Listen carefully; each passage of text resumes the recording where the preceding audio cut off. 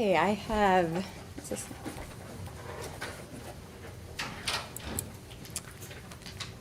okay. All right, I have 7 o'clock. If CNET's ready and everyone's all ready, I'll go ahead and call to order the Board of Supervisors regular meeting for July 18th. And the first item up on the agenda is the Pledge of Allegiance. If we could all rise. I pledge allegiance to the flag of the United States of America and to the republic for which it stands, one nation, under God, indivisible, with liberty and justice for all. And then we'll go to the manager for announcements. Thank you, Madam Chair, and thank you to members of the board, staff, and the public for joining us this evening on this July 18th regular meeting of the Board of Supervisors. This meeting has been properly advertised in accordance with the Pennsylvania Sunshine Act as a hybrid meeting with the option to attend virtually in person here in the main meeting room. If you are in attendance virtually and using the Zoom platform and wish to speak on behalf of an agenda item, please say your name, municipality of residence, and the topic you wish to speak on when the chairwoman calls on you. If you are attending in person with us in the main meeting room and wish to speak on behalf of an agenda item, please address the board at the podium and state your name, municipality of residence, and the topic you wish to speak on. Prior to commencing the meeting, I have a few short procedural items to cover. First, members of the public attending using the Zoom platform are asked to remain muted during the meeting to prevent any ambient noise from disrupting the meeting. If a member of the public is acknowledged by the chair, they may unmute their microphone for their question or comment. Secondly, board members are asked to indicate their name when motioning or seconding a motion so that the minutes may accurately reflect the action taken. And finally, a roll call of the Board of Supervisors now will be taken to ensure that all members can hear and interact using the Zoom platform. Please indicate that you are here when your name is called. Ms. Strickland? Here. Ms. Stevens? Here. Mr. Thompson? Here. Mr. Gracie Griffin? Mr. Heller? Here. Madam Chair, you have a quorum. Thank you, and I'll also announce that we had an executive session before this meeting on personnel. Up next is public input for any item not currently on the agenda. If there's anyone who'd like to speak this evening on any item not on tonight's agenda, you can do that at this time. Yes, if you could please come on up to the podium and give us your name and township of residence.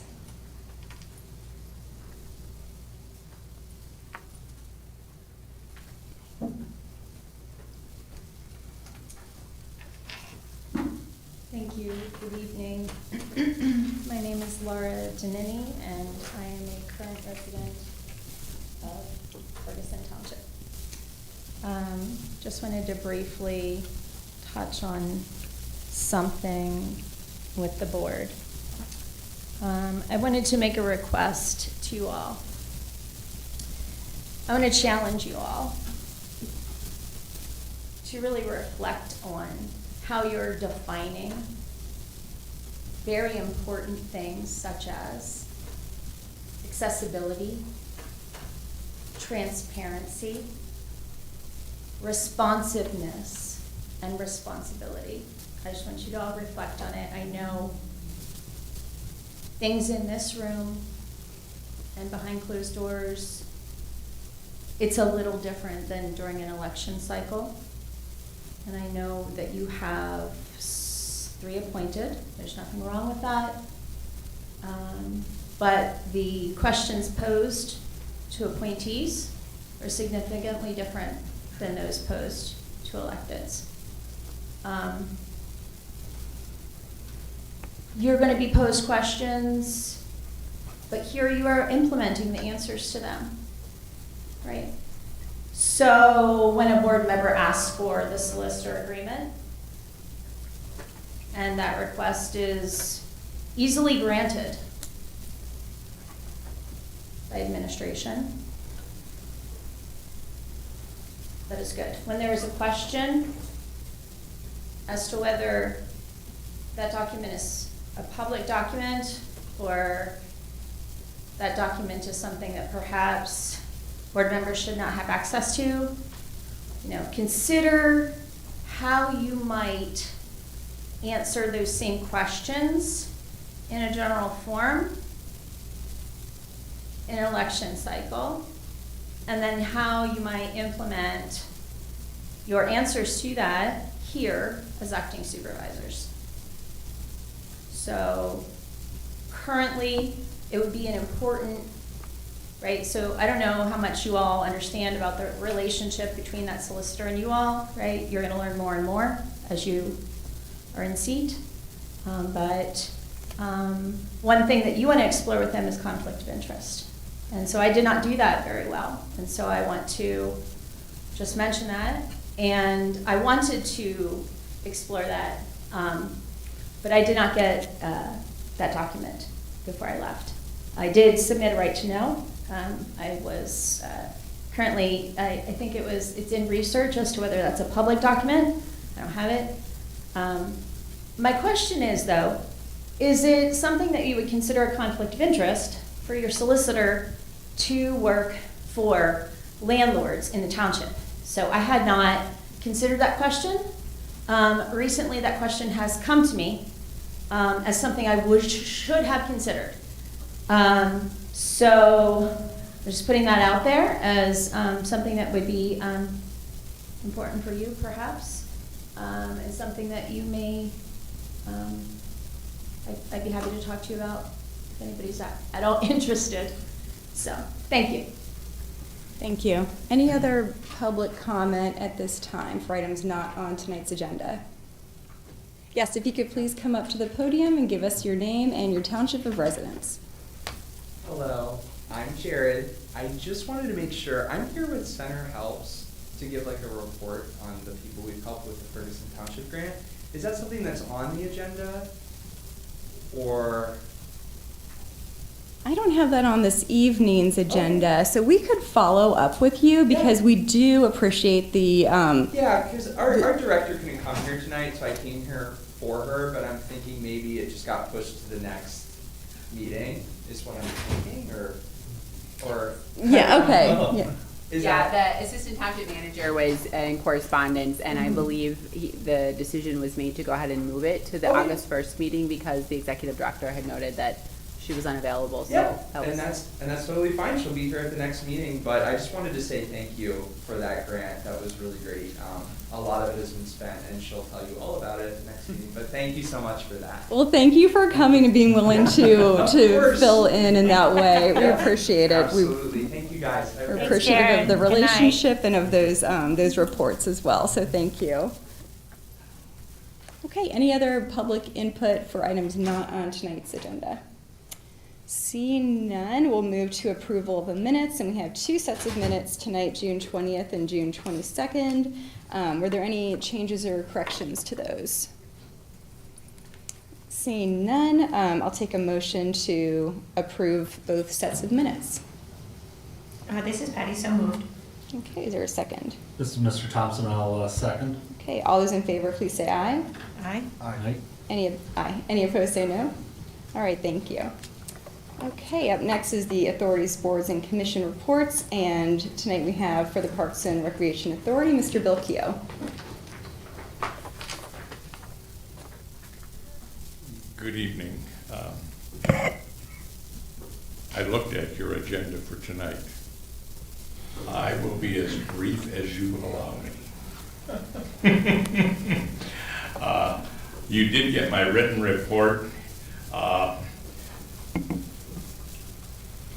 Summer programming is going fine, and it is an appropriate note that with the Active Adult Center, I think I announced the last time I was here, the reincarnation of the Center County Senior Games, and they have gone on, and Tudig Park was selected as the site for their picnic end of games and their picnic and award ceremony. So our park was to be used for that. A couple of quick notes on Whitehall Road. We're getting close to the end, gang.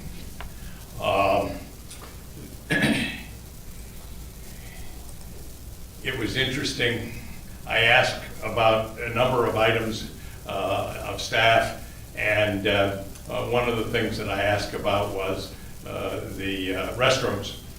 And the response was, we had a first flush and it has been approved. So all of that connection, apparently all of those connections and all of the things we had to wait for and some of the delays that were involved in terms of water and so on, but apparently the system is working fine. The maintenance building is up and I believe is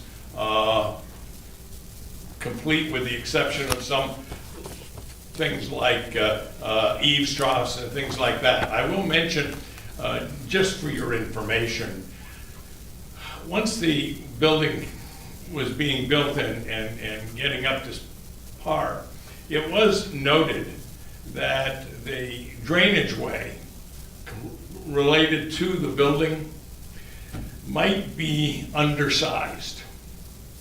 And so we went ahead and have I hate to use the word redesign, but it's been enlarged to the extent that we feel now with the piping and so on, that it is adequate to handle the runoff in that particular area. We have electricity. It is now powered by West Penn, not by our generators. And so that is a good thing as well. If any of you have any questions, I'd be happy to answer them, but that's the extent of my report today. Thank you so much. Thanks for your thorough written report that's in the agenda as well. And any questions or comments from Mr. Keough? I just have one. Yep. Can you give us a status update on the food truck? No, I cannot.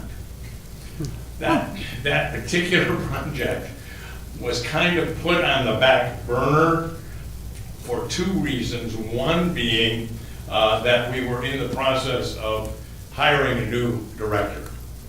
And the second is that we were also dealing with some major issues at Whitehall Road Park. And so I do not have the current status, other than the fact that I believe it was on hold. But I cannot, I'll ask Christie tomorrow when I meet with them and see what the status of that is. Do you happen to know? I have it on my question list for during the program plan too, if you don't feel like getting up right now. Okay, so got it covered. Thank you. Thank you. Okay, other questions for Bill? Not Nope. seeing any. Thank you so much.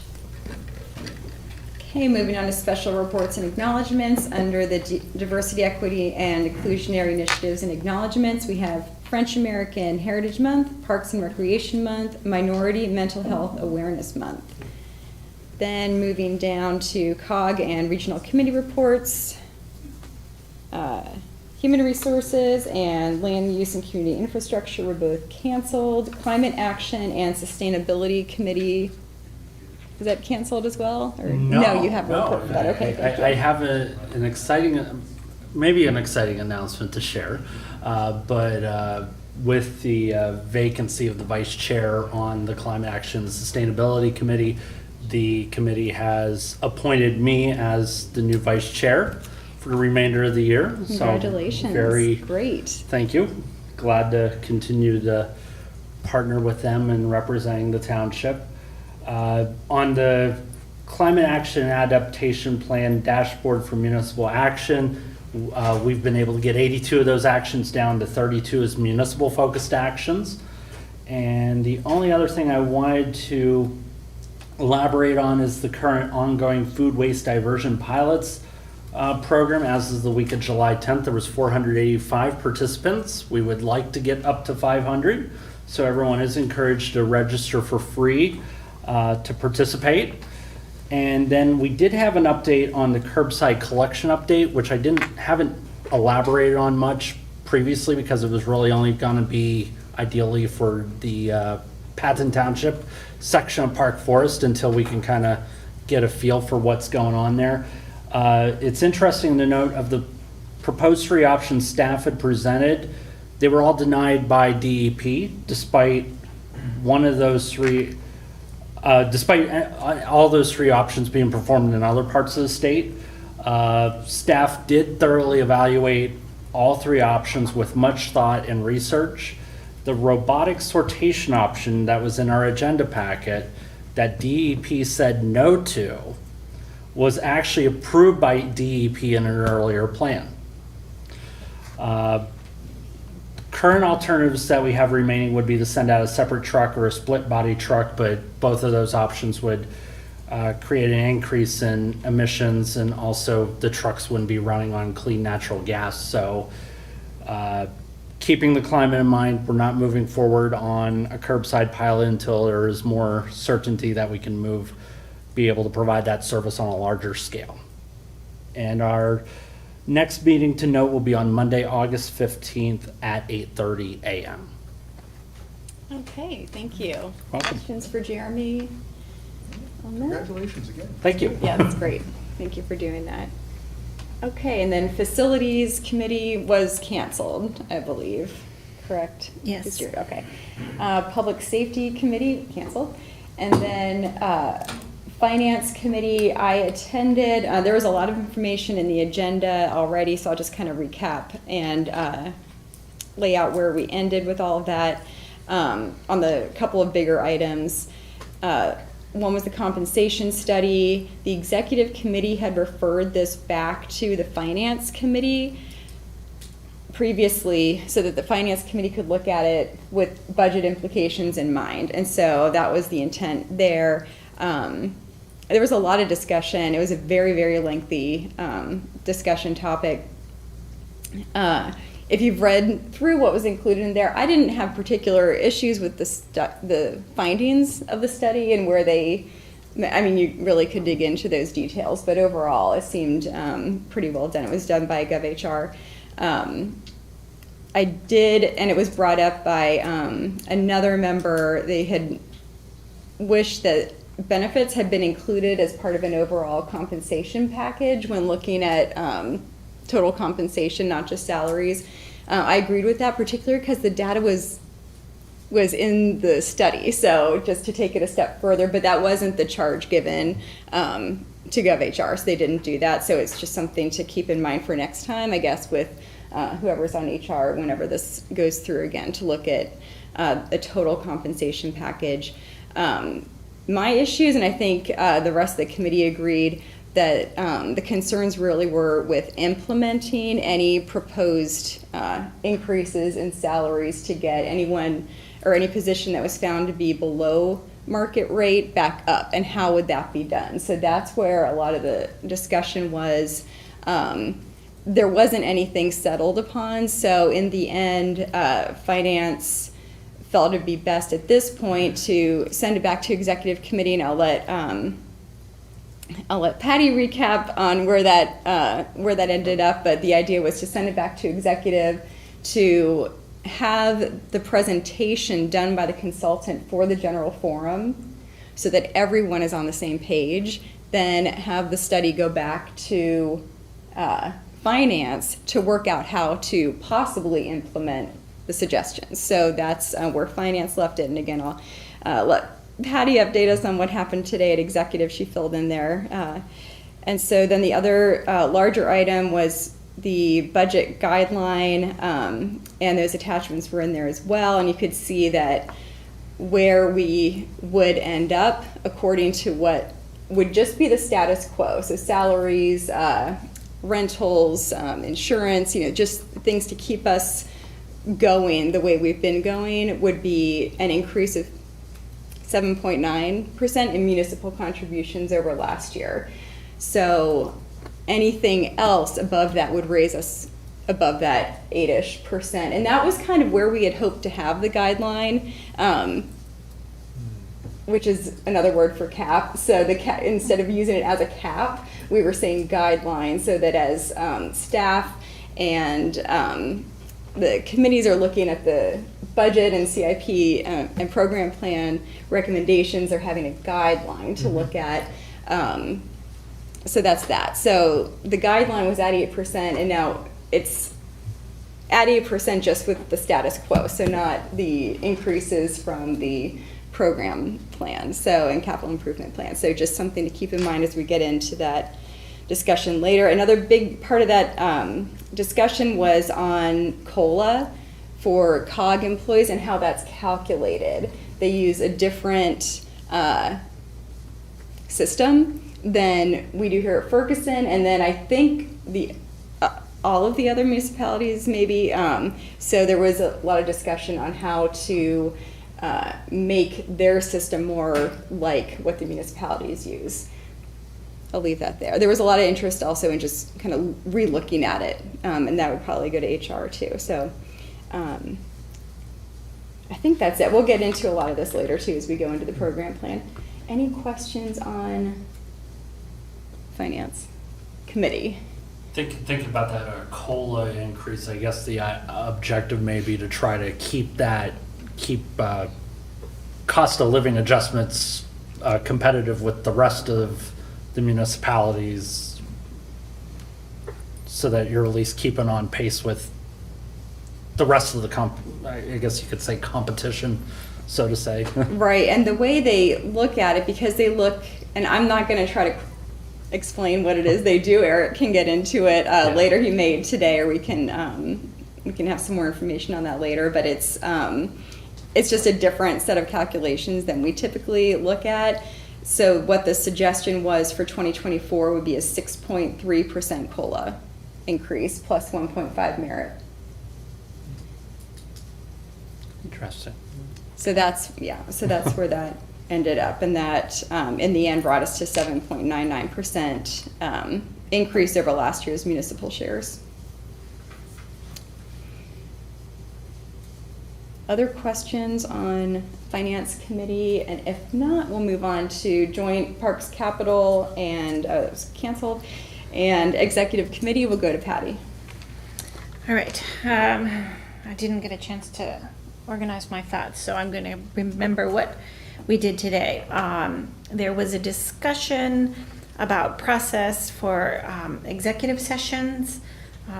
There was one listed on the agenda, but we didn't actually end up having an executive session from it, but about how you actually can inform, what wording you can use, so that people, executive board members, when they break into an executive session, have an idea of what's going on. It was just a little more clarity, as opposed to just saying personnel or something. They wanted something to know. It's just wordsmithing, how they can understand what's actually being presented in the executive session. Okay. And that discussion sort of went on.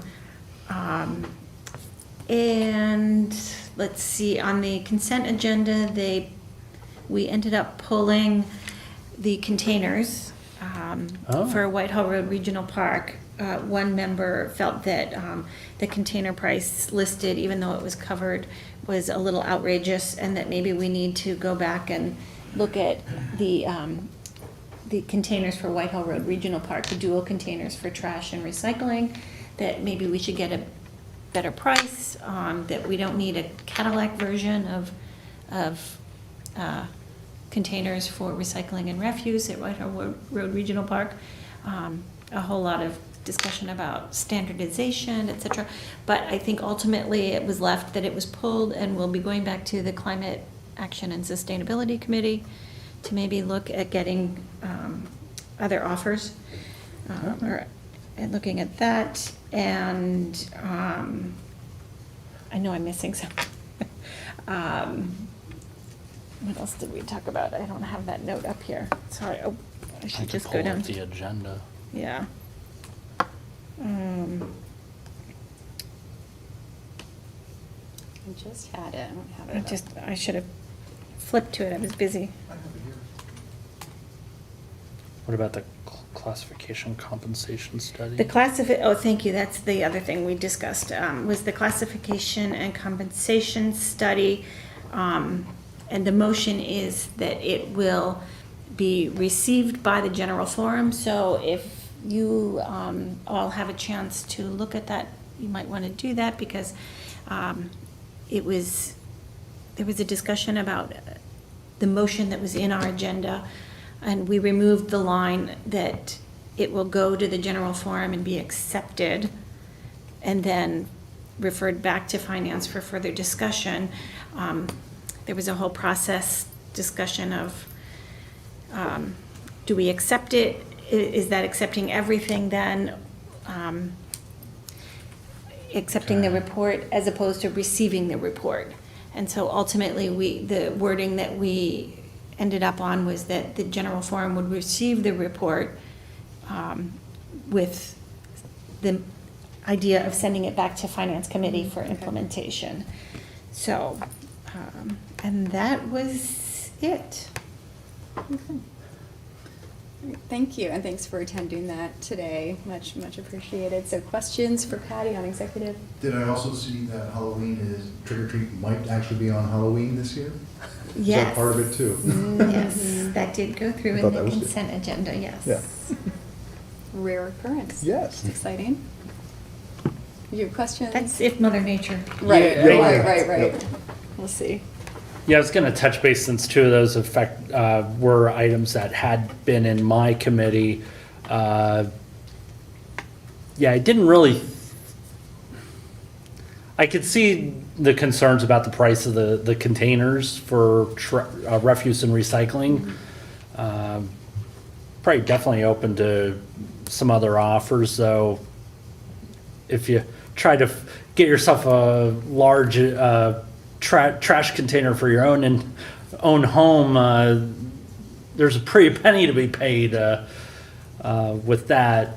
And then on comp and class day, it's very interesting to note, it does seem like as this continues through committees, it seems like there might be some hesitation to necessarily accept everything. So I think it may actually warrant maybe some further set of eyes, whether that be each municipality take some time and look through it, kind of come to a consensus or a majority of a decision of where each municipality wants to move forward on certain aspects of the study, or maybe even additional time within general forum and committees going forward, so. Exactly. I think everybody was in agreement that the consultant should be paid for their report. But I think then people just wanted the idea of taking it Right. and deliberating it as opposed to accepting Yeah. the report as is, so that if the process is to pay the consultant, yes, let's receive Yeah. the report, pay the consultant, and then take it from there, so.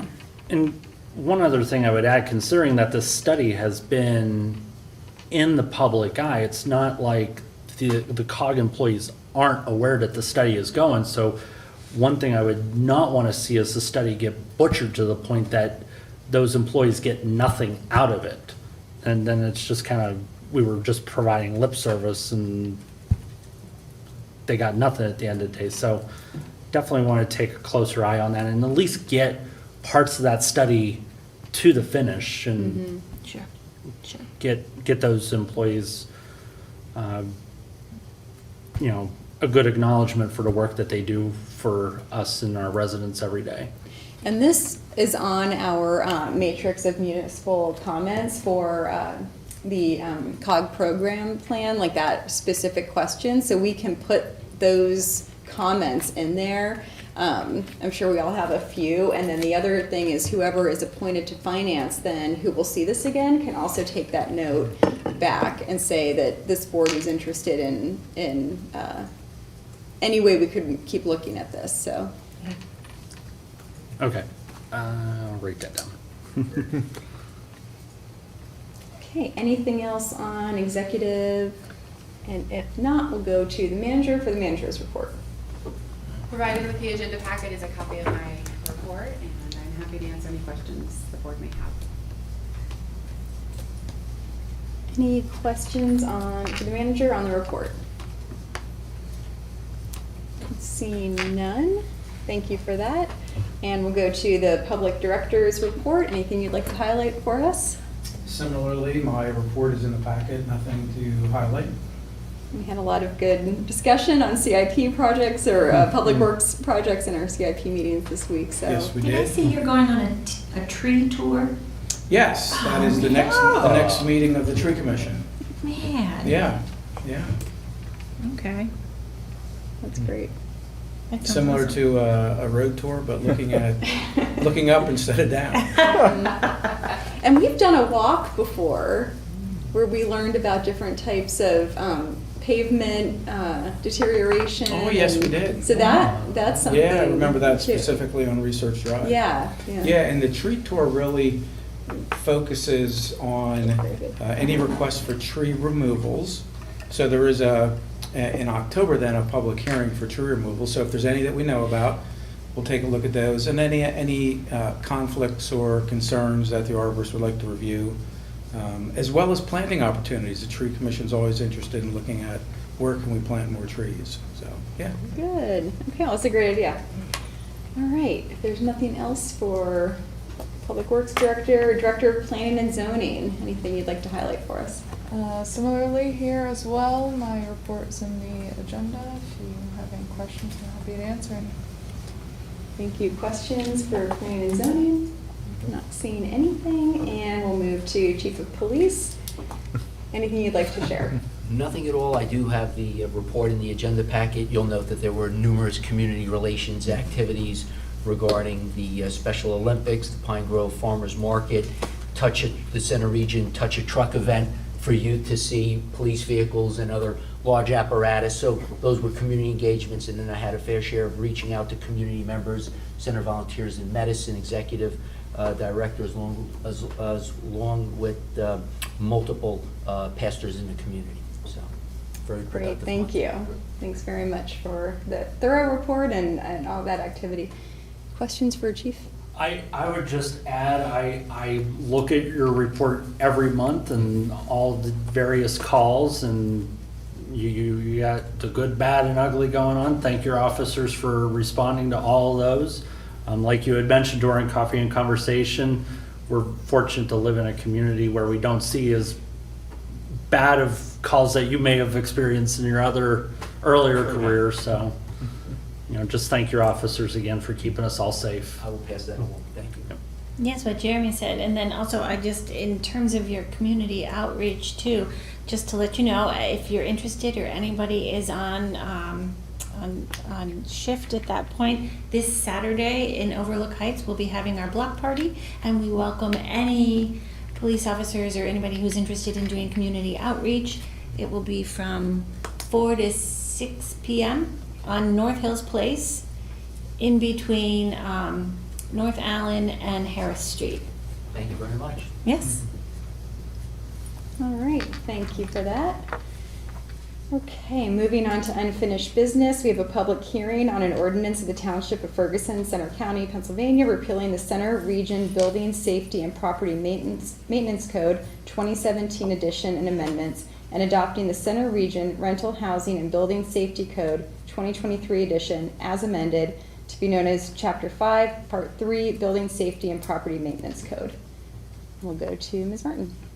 Thank you, Madam Chair. Provided with the agenda is a brief narrative summarizing the events where the board has discussed the revisions that have been proposed by the Executive Director of the Center Region Code Administration, who is with us this evening should the board have any additional questions. At the June 6th meeting, provided with the agenda packet and reviewed and discussed by the board, was a draft ordinance for the board's consideration, and this evening the board is asked to take action on the ordinance and consider for adoption. Thank you. Thank you. And this is a public hearing, so I'll first open the public hearing and see if there are any comments from the public on this item. Seeing none, I'll close the public hearing and ask for a motion.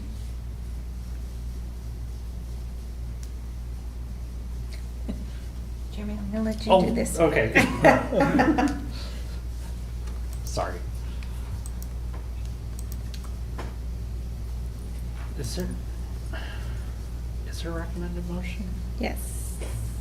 Oh, it's in the I can make a Get Yeah, the right Chris, page. go ahead. This is Matt Heller. I'll make a motion that the Board of Supervisors move to adopt the ordinance repealing the Center Region Building Safety and Property Maintenance Code 2017 edition and amendments, and adopt the Center Region's Rental Housing and Building Safety Code 2023 edition as amended, to be known as Chapter 5, Part 3, Building Safety and Property Maintenance Code.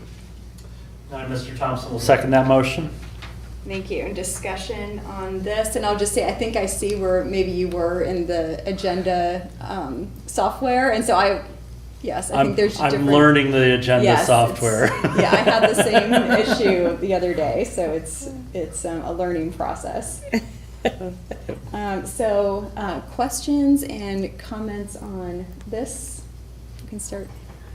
Yeah, and I think Patty, for her later agenda item that we'll be touching base on, and I got to look and I couldn't find it in the rental housing safety code, but like what kind of, I'm curious as to if there are any regulations when it comes to like exterior porch lighting. I just kind of wondering if there's any, for an example, I know of a tenant that always keeps their back porch light on and it's shining into the windows of all the neighboring buildings, and it, yeah. You're Don't wondering know if that's in the code? Yeah, so you can ask and Walt. I was using my control find feature and really wasn't seeing much in terms of exterior lighting. Unless, again, I was trying to learn how to use the software. Good evening, I'm Walt Schneider, I'm your building code official and the agency director for Center Region Code. It is actually not in the Center Region Rental Housing and Building Safety Code. There is nothing with respect to spillover lighting. I would anticipate that there is some in possibly the planning or zoning part of the township code regarding spillover lighting.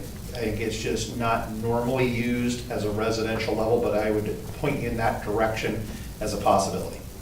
All right. I will yield my time then to the Patty's item later on. Thank you. My pleasure. Thank you. Other questions? Go ahead.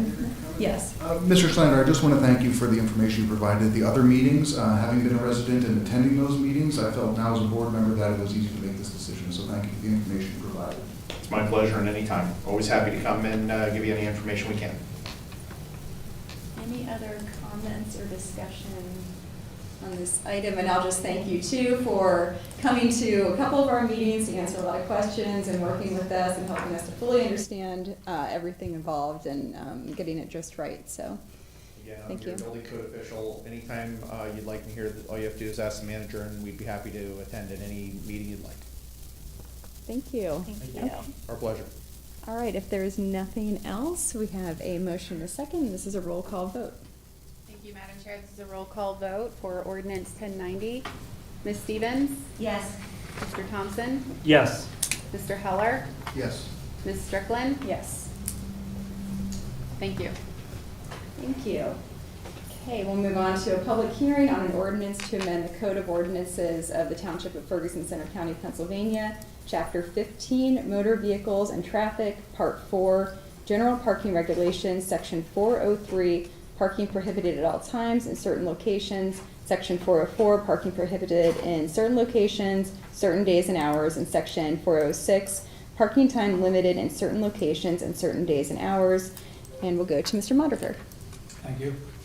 So provided within your agenda packet is the draft ordinance, and, excuse me, and there's also a parking map, excuse me, that reflects the changes that were presented by the township engineer and discussed with the board on June 6th at a regular meeting, and then on June 20th at a regular meeting.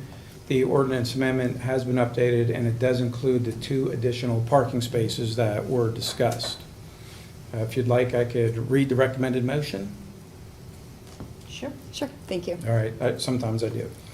That the Board of Supervisors adopt the ordinance to amend Chapter 15, Motor Vehicles and Traffic, Part 4, General Parking Regulations, Section 403, Parking Prohibited at all times in certain locations, Section 404, Parking Prohibited in certain locations, certain days and hours, and Section 406, parking time limited in certain locations, certain days and hours. Thank you. And this is a public hearing, so I'll first open the public hearing, ask for comments on this item. Seeing none, I'll close the public hearing and ask for a motion. I, Mr. Thompson, move that we move the motion that was stated by the Director of Public Works. This is Patty, I'll second. Thank you. Any discussion on this item? No? Okay. Just thanks for the work on that. Yes. Thank you. It's great to have this concluded and in this way, so thank you for that. Okay, if there is nothing else, we have a motion and a second, and this is a roll call vote as well. Thank you, Madam Chair. This is a roll call vote for ordinance 1088. Mr. Thompson? Yes. Mr. Heller? Yes. Ms. Strickland? Yes. Ms. Stevens? Yes. Thank you. So, passes unanimously. Thank you. Okay, we'll move on to authorization for advertisement of a public hearing on the 2024 to 2028 Ferguson Township Capital Improvement Program. We'll go back to the manager. Thank you, Madam Chair. As provided in Chapter 1, Administration and Government, Section 902 of Ferguson Township Code of Ordinance, the Township Manager is responsible for presenting a draft 5-year capital improvement program plan to the Board of Supervisors for consideration to adopt annually. The draft 2024 to 2028 CIP includes a summary of the major township expenditures proposed across each department for 5 fiscal years. Also reflects the revisions as determined and voted by the Board of Supervisors at the special meetings held last week. I'm happy to answer any questions the board may have, provided with the agenda includes the revision CIP following the comments and changes to the draft. Great, thank you so much. We can just start with some comments and discussion on this. Let's start over here with Matt. Sure, and again, I welcome all the time that we spent last week going through this and support by staff and everyone, the Board of Supervisors to go ahead and work through this. I have no comments at this time. Yeah, I have nothing to add. You have nothing to add further, so thank you. Thanks. I just had one question with where we left the broadband. Great question, Madam Chair. We added a placeholder of $25,000 in the administration section for 2024 for further discussion during the operating budget.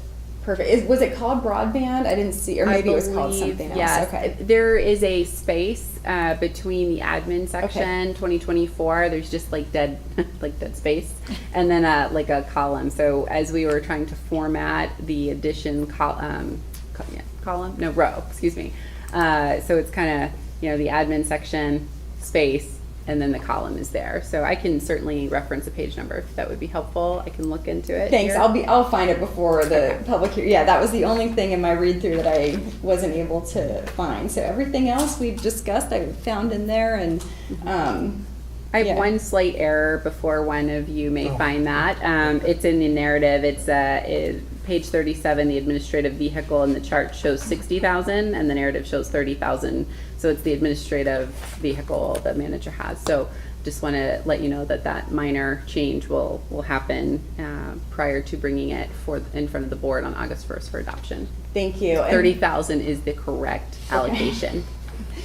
Thanks, and that did remind me. My only other note really was that just in a couple of areas we didn't update, like in the debt section, we didn't update with the new fire station numbers. So they're just, and then in okay, I understand. With the housing study, I think it was, I don't know if that was page 67. I have that written down here. The narrative year wasn't changed. Okay, yes. And that was it. Okay, if there's nothing else, I guess none of those were substantial, so we don't need to make any kind of Thank you. change to the motion here. So if somebody would like to make the motion. Oh, go ahead. Okay, this is Matt Heller, and I make a motion that the Board of Supervisors authorize the public hearing on 2024-2028 capital improvement plan, public hearing on August 1st, 2023. This is Patty, I'll second. Okay, any other discussion? Seeing none, all those in favor, please say aye. Aye. Anyone opposed, please say no. Thanks. Okay. Moving on, we'll have discussion on the process and next steps for the draft strategic plan update. Back to the manager for that.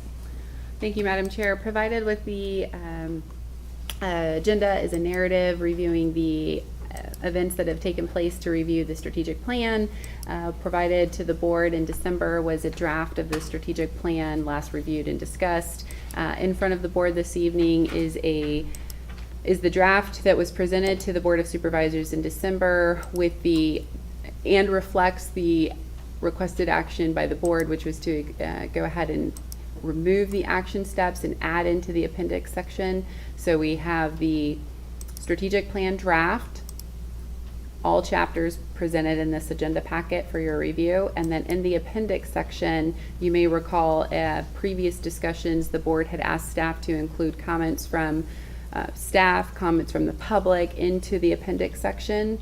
And now we have added, I think it's appendices D, to reflect the action steps that was once in the strategic plan draft, chapter 6 for recommendations. So there's been several directives from the board as to how the strategic plan should be presented.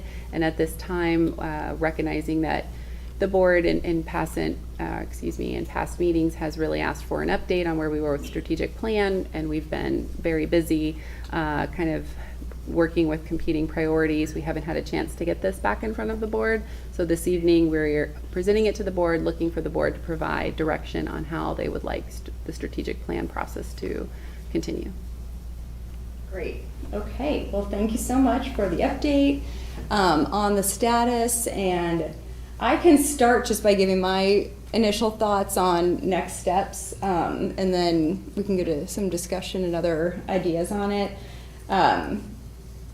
So my initial suggestion would be to review this, for the board to review this, come back with comments and suggestions at the August 15th meeting, and at that meeting discuss and decide on any changes that we agree on there, and then advertise for a public hearing to adopt. So I guess if we need another meeting between there, we can determine that then. I don't think we're looking for a major rewrite at this point, but we do want to kind of finalize input.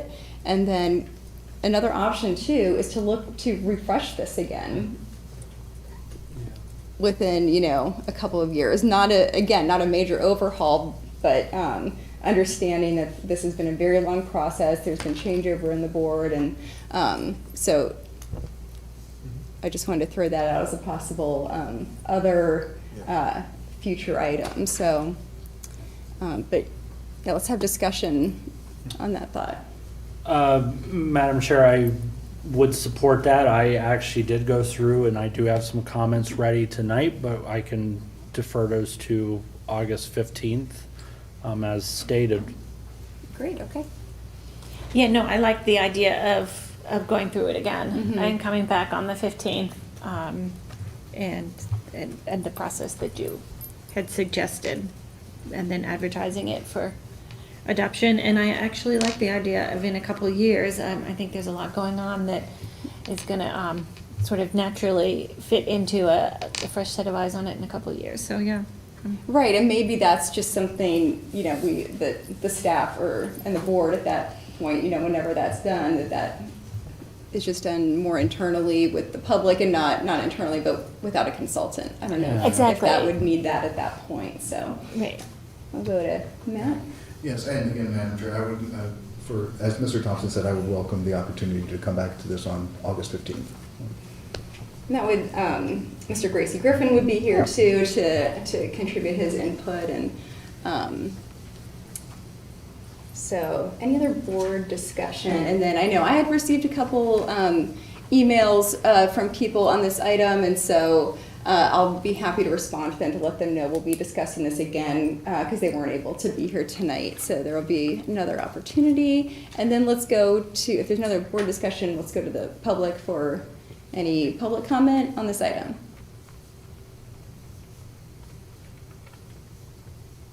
Yes. I see Ms. Denny's hand up.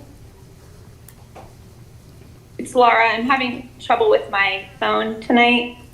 Thank you. I am having, as in I can't at all download the agenda attachments. Like I don't know how to do that on any device. And I thought I heard another board member mention that. So I couldn't even look at any of this.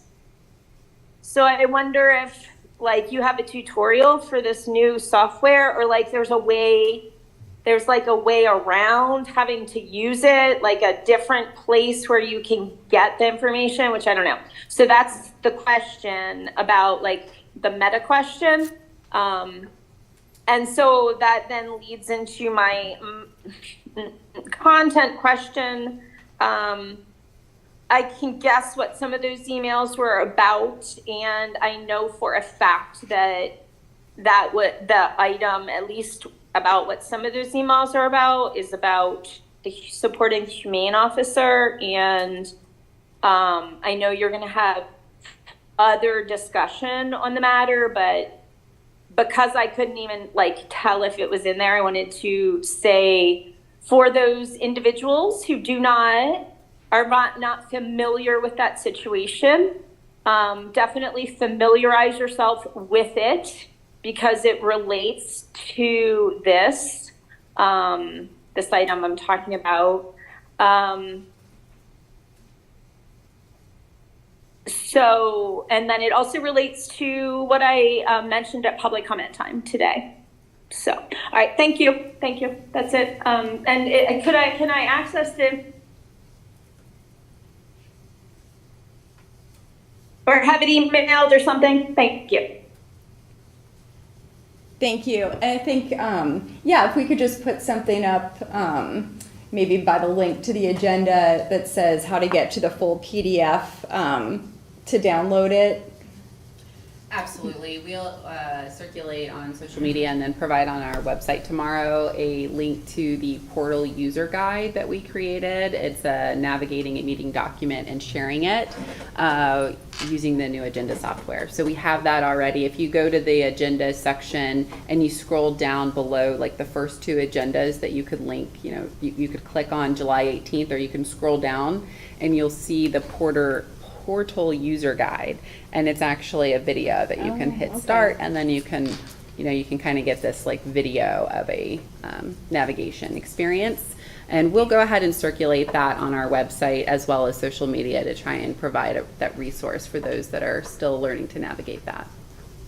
Great, thanks. I don't know if maybe there is thank you. Yeah, I don't know if there's a direct link we could put on there to the full PDF. That would be the only other thing that might just make it very, very easy for people instead of going in. I don't know if it's possible, but if it is, I would.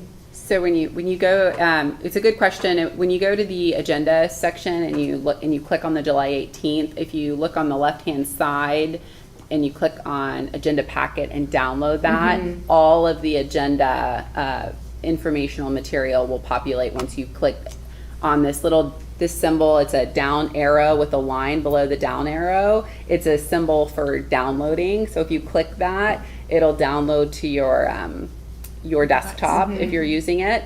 And this information is also provided in that portal user guide that's available on the, and I'll just. Perfect. Yeah, because that's what I did, because I like to have the whole agenda in as a PDF. So thank you. Okay, yeah, we'll circulate that instruction. And so we've had some discussion. Did somebody want to, do we need a motion on this, or? I received and took some notes here, Okay. so we'll go ahead and add this to the August 15th meeting for discussion and take direction at that point. Okay, Thank you. sounds good. Thanks very much. Okay, we'll move on to new business, and first item is the consent agenda. Did anyone want to request any of these items to be removed from the consent agenda? And seeing none, is there a motion to adopt the consent agenda? This is Patty, so moved. Mr. Thompson will second that. Okay, all those in favor, please say aye. Aye. Any opposed, say no. Okay, thank you. Then we will move on to a public hearing on a resolution of the Township of Ferguson, Center County, Pennsylvania, ratifying a collective bargaining agreement with the Ferguson Township Police Association for a term beginning January 1st, 2024 and ending December 31st, 2026. Back to the manager. Thank you, Chair. Provided with the agenda is a copy of a resolution advertised for public hearing to ratify the collective bargaining agreement between Ferguson Township and the Ferguson Township Police Association. The Township and the Association have conducted good faith negotiations under Pennsylvania Act 111, and the ratification of the tentative agreement by both parties will formally conclude this process. Provided within the agenda packet is a copy of the tentative agreement, and provided within the agenda is a recommended motion for your consideration. Thank you. And this is a public hearing, so I'll open the public hearing and ask for any public comments on this item. Not seeing any, so we'll close the public hearing and I'll ask for a motion. This is Patty. I move that the Board of Supervisors adopt the resolution ratifying a collective bargaining agreement with the Ferguson Township Police Association. Is there a second? Mr. Thompson will second that. Okay, any discussion on this item? None? Okay, and this is a roll call vote. Okay, thank you. This is a roll call vote for resolution 2023-22. Mr. Heller? Yes. Ms. Strickland? Yes. Ms. Stevens? Yes. Mr. Thompson? Yes. Thank you, Madam Chair. It passes unanimously. Great, thank you. Okay, next up is a public hearing on a resolution of the Township of Ferguson, Center County, Pennsylvania, approving the naming of Championship Way to improve and enhance the response of emergency services personnel for properties located on the lane. And we'll go to Jenna Wargo. Thank you.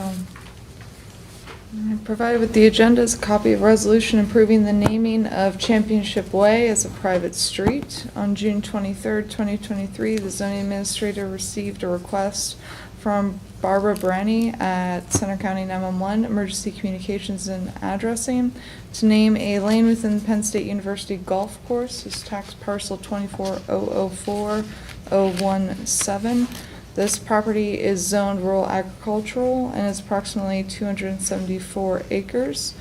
Resolution 2017-8 designates the Board of Supervisors as the authority to approve the naming of lanes, roads, and streets in the township, adhering to the Center County 911 street and road naming criteria.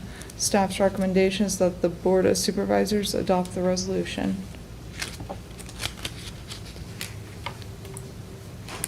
Thank you. Okay, and this is a public hearing, so I'll open the public hearing, ask for any public comments on this item. And seeing none, I'll close the public hearing and ask for a motion. This is Patty. I move that the Board of Supervisors adopt the resolution approving the naming of Championship Way as a private street in Ferguson Township. Is there a second? This is Matt Miller, second. Okay, any discussion on this item? Question, like I know the naming process, but who or whom is the decision makers of what name the street gets? Typically that's worked out with 911, so in past instances for what we typically see in the township, we have a very long private drive and an additional home was put onto that drive access area, so that's the provision that essentially requires that we need to name this. That's usually determined by the property owner, As long as 911 agrees, they don't really have an issue. So in this instance, I truly don't know if it was a request from Penn State or from 911, vice versa. We just ended up with an email requesting a sign to be installed. Okay. So, Good question. Okay, any other discussion on this? No. Okay, and if there's none, we have a motion and a second, and this is a roll call vote. Thank you, Madam Chair. This is a roll call vote for Resolution 2023-28. Ms. Strickland? Yes. Ms. Stevens? Yes. Mr. Thompson? Yes. Mr. Heller? Yes. Thank you. Madam Chair, that passes unanimously. Thank you. Okay, next we have a public hearing on a resolution of the Township of Ferguson, Center County, Pennsylvania to repeal resolution number 2019-10 and adopt an amendment to the purchasing and procurement policy. We'll go back to the manager. Thank you, Madam Chair. Provided within the agenda packet is a copy of Resolution 2019-10, which refers to the policy the purchasing and procurement policy that was adopted by the board in 2019. Provided with the agenda packet is a copy of proposed revisions that would update the purchasing and procurement policy with few revisions, but also provided for the board's consideration and review in the agenda packet, primarily itemizing with some clarity excuse me, I had it in front of me here, but I don't have it in front of me now. Providing clarification on board chair's signature, as previously it just said that the board is required to approve purchases exceeding $3,000, and we brought a little bit more clarification as to how that actually would take place. So as items are in the operating budget and approved. Also, we added in and integrated a role for the finance department. Previously, the finance department had not been part of the purchasing process, which can be, well, it can leave some internal controls left unchecked, and it also provides a great deal of oversight on the side of the manager for the internal controls. So we integrated in a natural process for my position. When I say natural, I mean bringing in the finance department, who deals with the accounts receivable and the accounts payable daily, and they're getting in and they're reviewing the accounts prior to even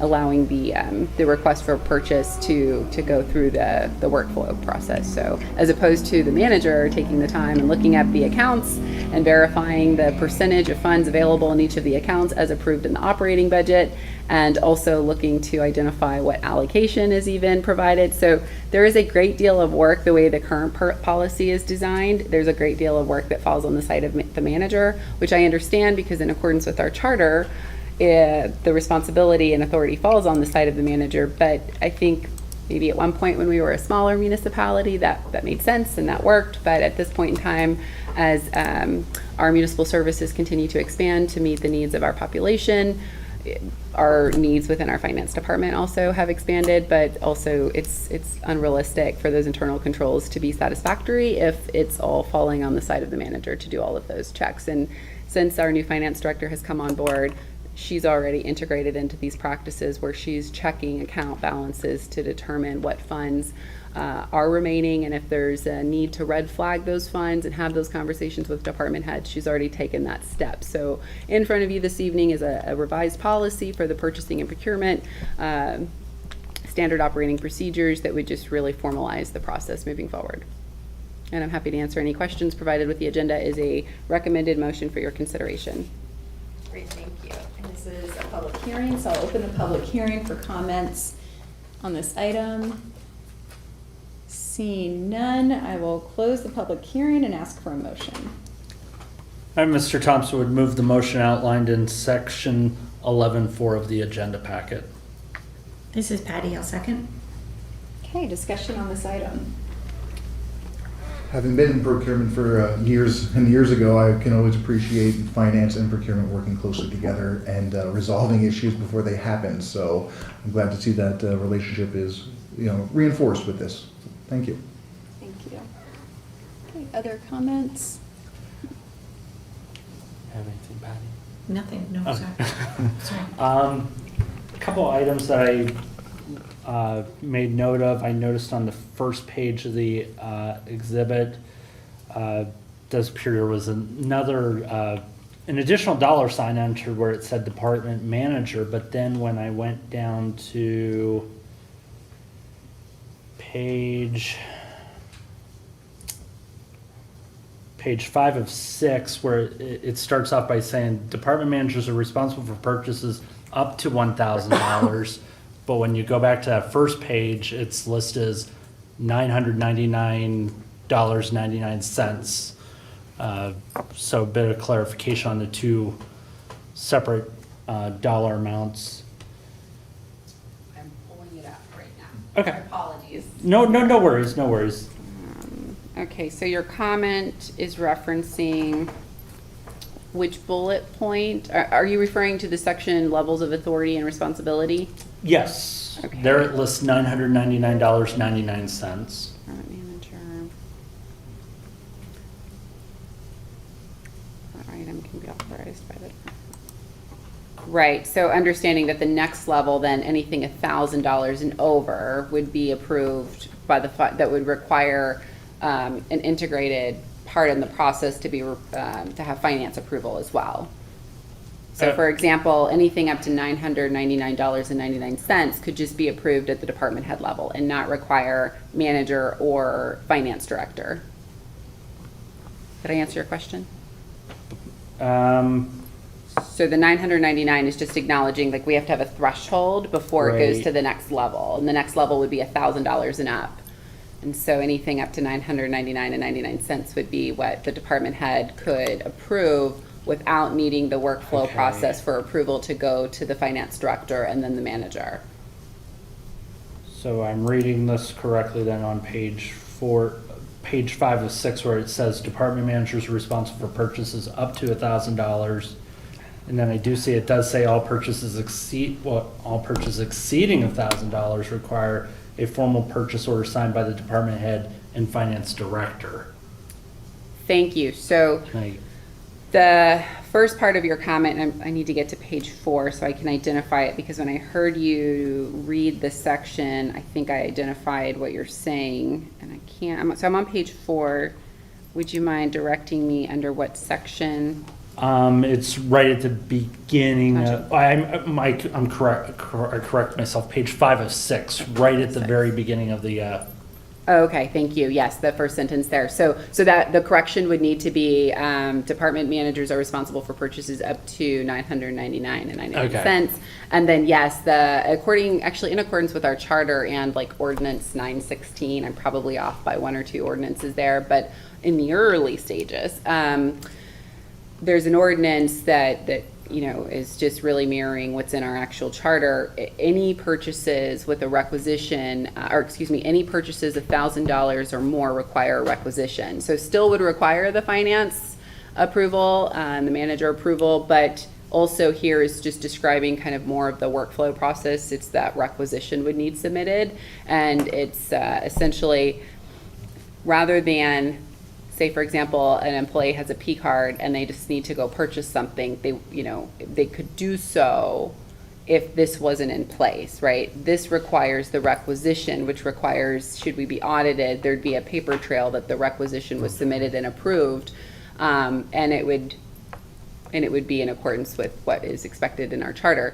The board certainly has the option, to amend the charter, it would have to go on for referendum. I recognize that $1,000 for some organizations, they may think that that's a threshold that is low, and could be, elevated to a higher number. I'm indifferent. I think that, it's an internal control that works. It doesn't take that much time to submit a requisition. But I'll acknowledge that our current processes right now, using the software that we utilize is Laserfish, sometimes we have some issues with Laserfish, so I can understand that there may be some that have expressed opinions on the process currently, but moving towards the Springbrook cloud-based finance system it'll allow for our expectation, it will allow for the process of a requisition to be much smoother, and everything would be integrated. Right now, we use 2 different systems. We use Springbrook for processing of our, management of finance systems, and then we use Laserfish for the requisition process. So all of that to just share with you some extended information. Ultimately, to answer your question, the second part of that paragraph, the second sentence, is correct in representing what the expectation would be, and it is in accordance with our charter. Perfect. Under page 3 of 6 bidding requirements, I know we do mention about advertising in advance of newspapers of local circulation. I'm definitely interested in seeing us try to diversify other forms of media that we get those out to try to get more bids. The third bullet point, I noticed it references townships of the second class, but we're no longer a township of the second class, if I'm correct. Just kind of wondering why that was there. That's a great comment, and so I'm looking at the 2. It's in the previous one, and it really should be removed, given that we're not a second-class township. Well, I mean, we at one point were, but we are a charter, so we can remove that prior to having the resolution signed. It's a minimal change. Okay. It's a good observation. Thank you. Then I think the last one, this was just a general, and this might be something that's outlined in some other policy. Page 4 of 6 at the very beginning, second paragraph, employees may not use township funds or other property for personal use unless specifically authorized. I don't know, I was just thinking, could Board of Supervisors also fall in that, not using any funds or property for personal use? I'm sorry, I just want to read the sentence you're referring to. Yeah, I'm on page 4. The second paragraph on page 4 of 6, it just states employees cannot use township funds or property for personal use, and just think about holding that same policy and rule to even us as supervisors, but that might be something that's outlined in some other policy outside of this one. Yeah, no, I appreciate your sharing of that observation. Technically, the way it's written is reflecting your comment. So, even though it's a minimal amount, there is an allocation in the budget, and you receive funds. So you receive a paycheck, and so you are considered an employee. Technically, you're considered a part-time employee. So if you actually look at our operating budget, it shows, I think, like 2.5.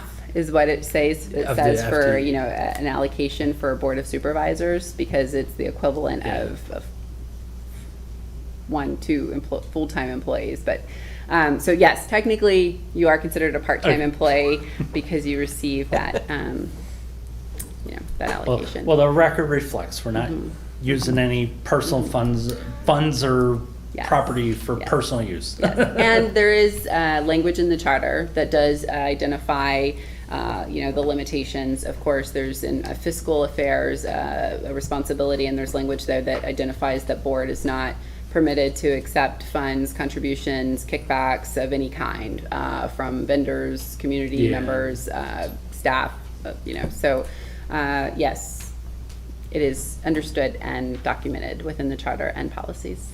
Sounds good. Thank you. And I did confirm that was all, and thank you so much.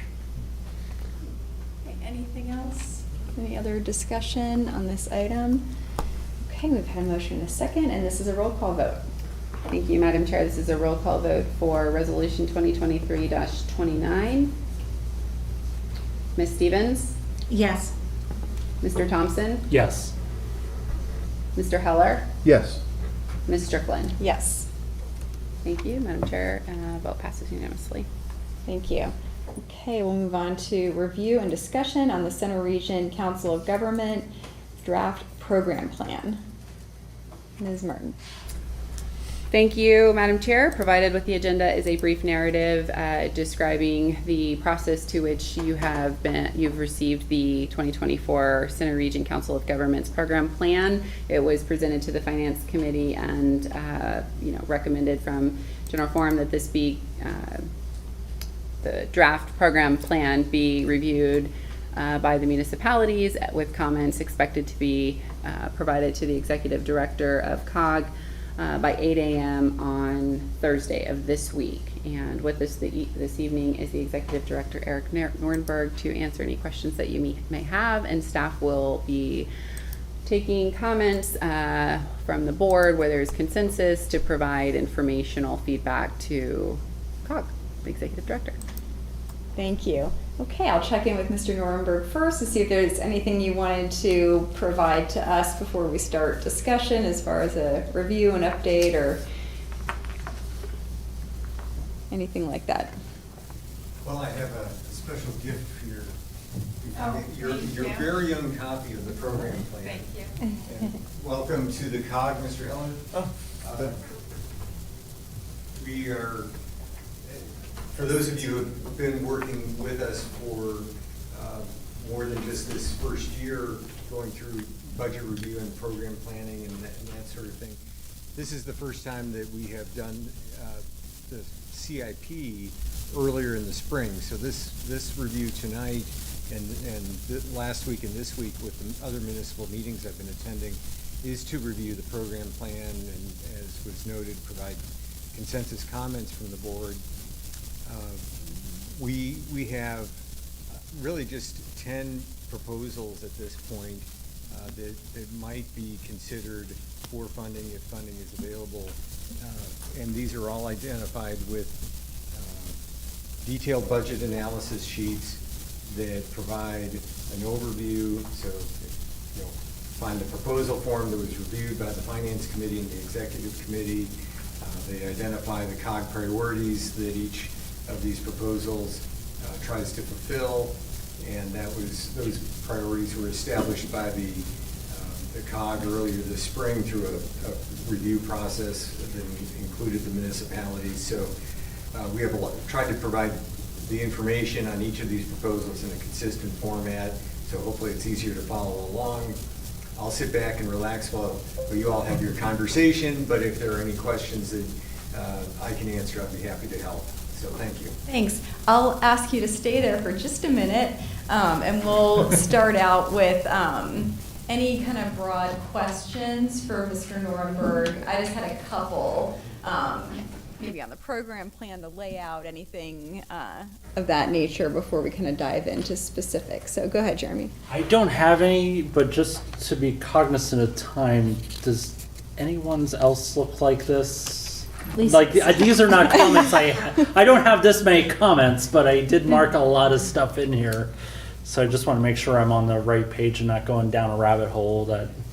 That's kind of where I'm at, and Okay. I did appreciate the inclusion of the municipal comment guide and the agenda so that we could kind of focus. I know there were going to be things outside of that we have comments and questions on, but to know what very specifically COG staff needs to have feedback on, I thought that was helpful. Yep, and I see the comment guide, so I'm good. Thanks. Okay, just general. So one question would be, say on page 53, this is under the library section, and I don't know if this is the best example of this, but item C, expenditure changes proposed for 2024, and in the different sections, this is where new items were put in. It says the following bulleted items outline proposed expenditure increases that exceed $10,000. These requests fit within the recommended increase to the baseline budget, and I just wanted a little clarification on that line. So our goal is to keep all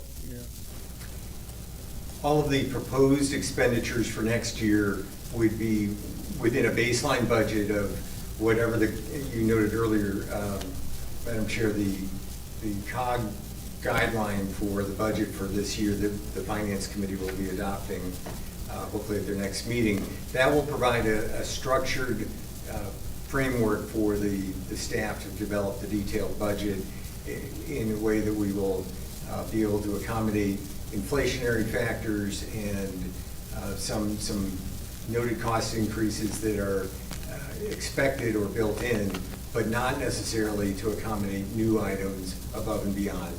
And so that will be probably within the 5 to 6 or 8% range, depending on how that guideline comes together, and that's still being developed. But once we have that, that would be the baseline budget.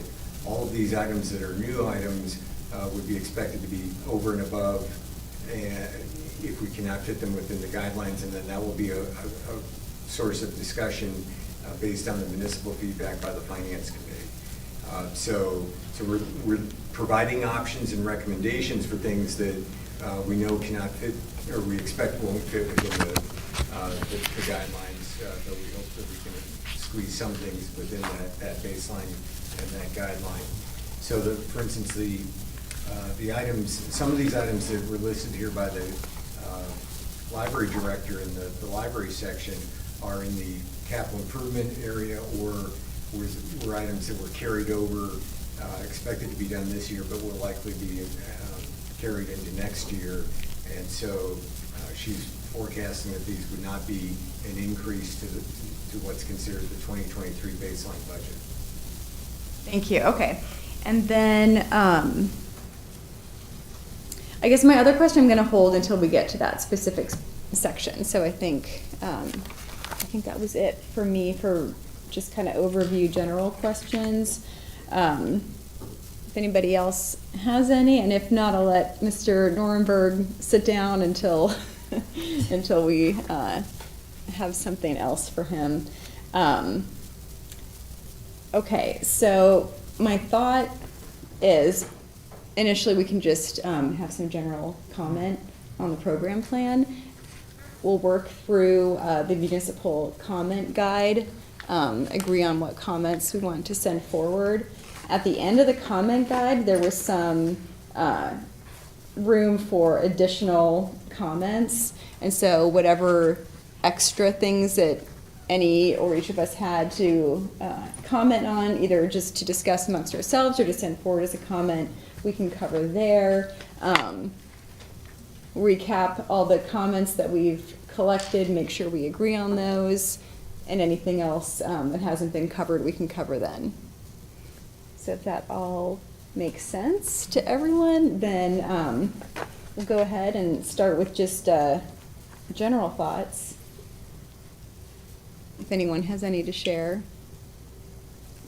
Well, looks like Jeremy may have something. I can't, I gotta say, the layout, the format, it was well done.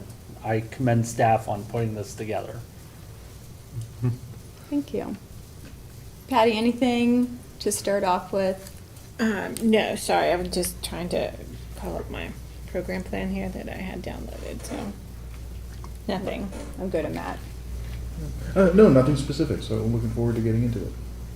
Thank you. And then I just kind of wanted to reiterate what I had said earlier when we were looking at the guideline reviewed by the Finance Committee at the 7.99% for existing items. So,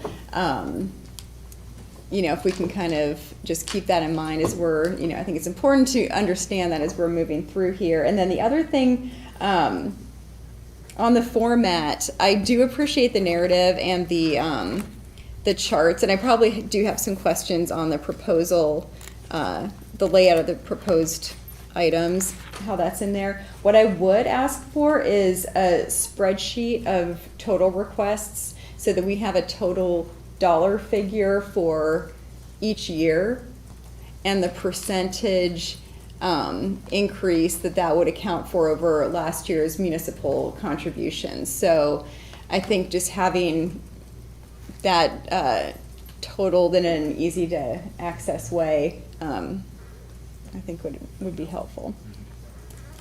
Okay, if there's nothing else. Chair, can I get clarification? Is that a municipal comment that the board has consensus Oh, for good us question. to include in our comment? I'll ask for consensus on that comment. Thank you. I guess I could have saved that for the end, but yeah.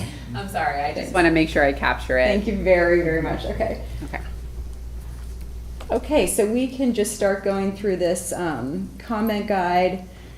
And like I said, this doesn't touch on everything in the program plan. At the end, where it refers to additional miscellaneous items, we can get back to anything that you all have noted and want to discuss or comment on that hasn't already been covered, but we'll get through these called out items first. Okay, beginning with Office of Administration Budget. The question is, should the recommendations from the COG classification and compensation study be implemented utilizing the implementation plan presented to the HR and executive committees and included in the budget request form? And then it notes the estimated net impact. So there we have $153,000 because this is considering, the total is actually $253,000 in 2024. The consideration here is to use $100,000 of transferred funds from the insurance reserve fund. Thoughts on this item?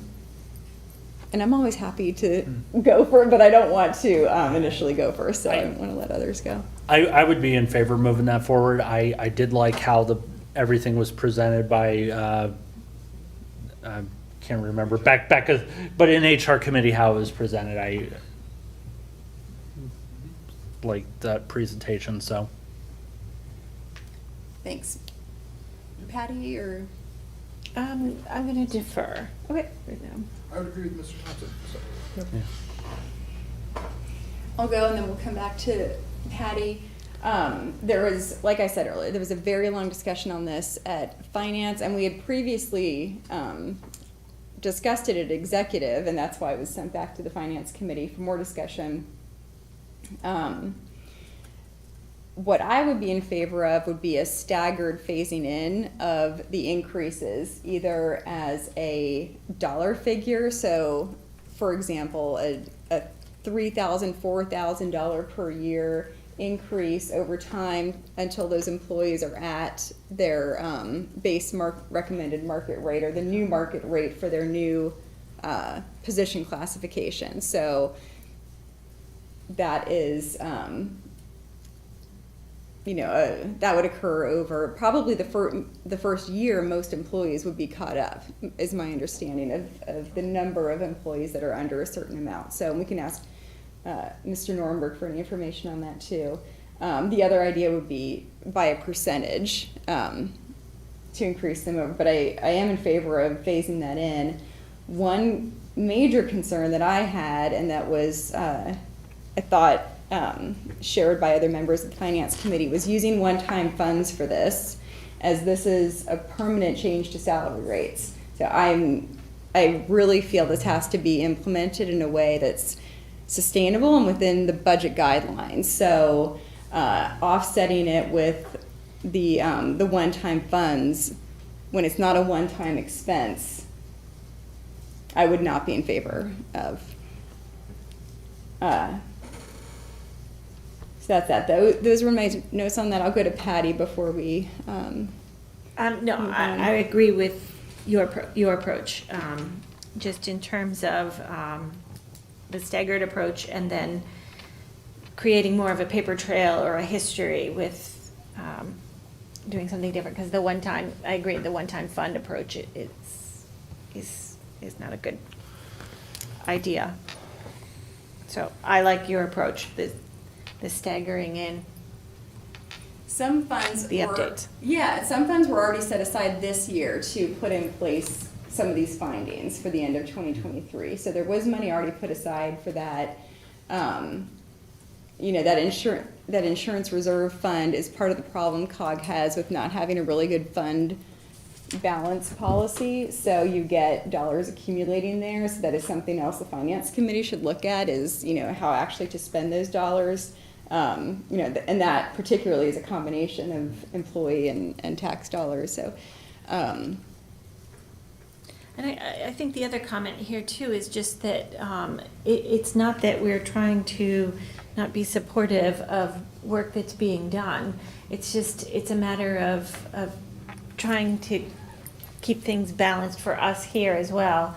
Our municipal contributions and the increasing costs we're incurring here, And, yeah, I don't want to send a message that we're not trying to acknowledge that people are doing a lot of work and need to be adequately compensated, but it just, all at once is hard.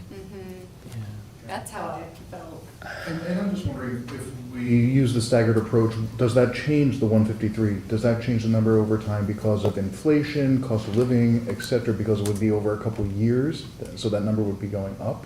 Well, the 253 brings all positions that are currently under market rate up to either the bottom or the mid-range of their market rate. I'll have to ask Mr. Nuremberg for clarification on that. So that's that 253. So that is, the 253 is how much more we'd be paying in salaries in 2024. So that number would decrease if we phased it in to say, whatever that calculate, 150,000. And then it would grow to that 253. And I was wondering, would it actually grow to be more than 253 when you factor in inflation and everything else? Because, 3-4 years down the road, when we are still paying or trying to bring people up, that number should be probably higher than it would have been if it was just phased in at once.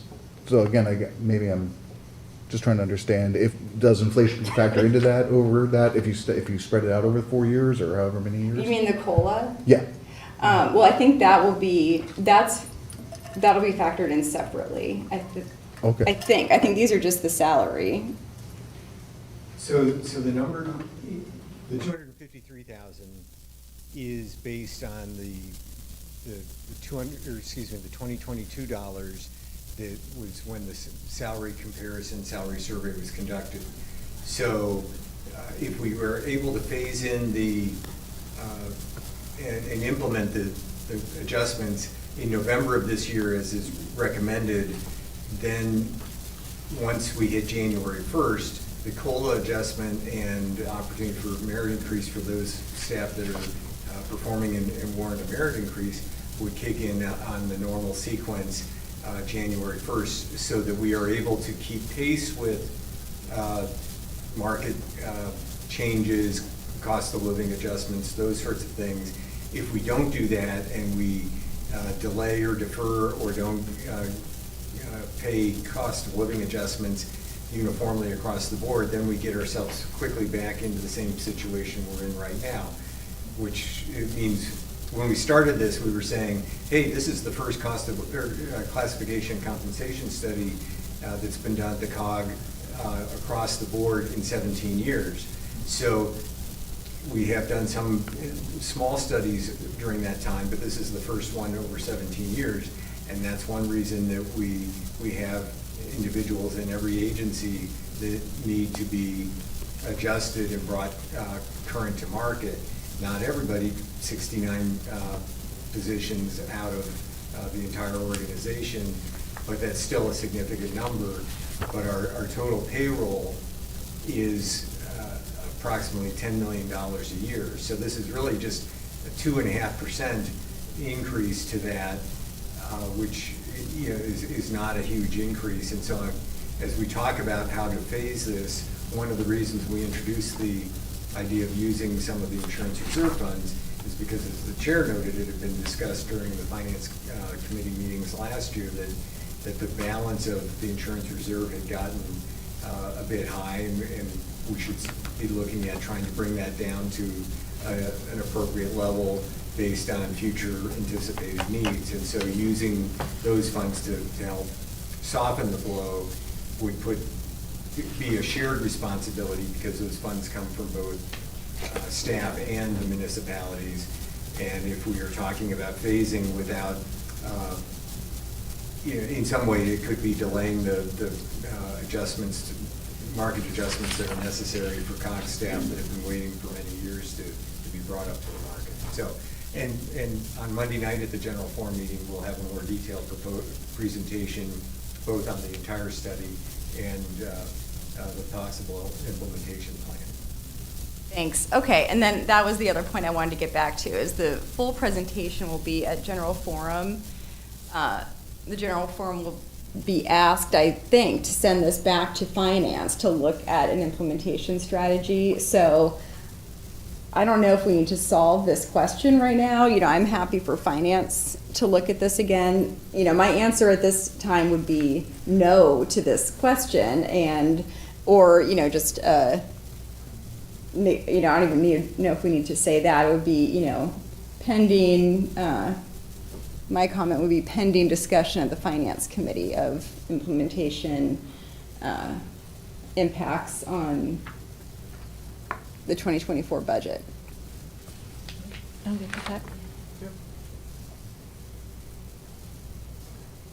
Okay, we have 3. Jeremy, thoughts on that comment? I'm doing a lot of thinking. I do concur that we need to take another look at this before we would necessarily push the go button on this, so I would be supportive of the comment of, could you refresh me on the comment? Again, So the comment would be, finance look at it. right, so, following presentation at the general forum, Yeah.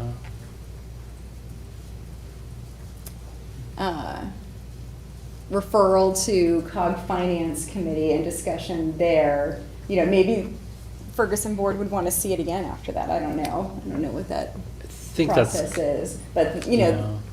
it impacts the whole budget. So we're about to go through so many other requests here, and this is one of them. And we can prioritize it where we want to prioritize it, but I think looking at it as a whole. So, Centuries, I just want to ask what you captured initially for the comment. Yes, the comment that I have, recommends a second review by the Finance Committee following the presentation at the General Forum. I'm happy with that. I can support that. Yes. Okay, thank you. And I think I've gotten a lot of input here, and so if, this comes back to exec, whoever is on finance, we still have to get to that, we'll be able to take those comments back there, and so, and then we'll be talking about this during the budget too. Okay. Center Region Code Administration, existing structures, Regional Fire Protection Program, operating budget. The question is, should 4 new fire and life safety inspectors, firefighters be added in 2024? This would be a cost to code of $282,000, $282,900, and to the fire protection program of $258,400 annually.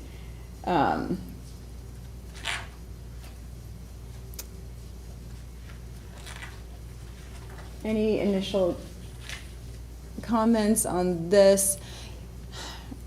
I guess I would look for a little clarification on why the overlap between COG and fire employees. I'm not 100% clear on that. It looks like, there's probably some coverage and hours sharing that needs to be accomplished there. Off the bat, I would support 1 additional fire staff person. Yes, well, in public safety, we had, this presentation was made to us, and as I recall, it had to do, the reason that it was shared with code is because there is significant overlap there, and so some of the code things, like code violations, et cetera, are, it made sense. Okay. It made sense in the public safety presentation from Sean Kaufman and Walt Schneider together, and it was a creative solution, thinking outside the box. And it also sort of allowed the easing into the notion of paid firefighters. It seemed like a natural thing.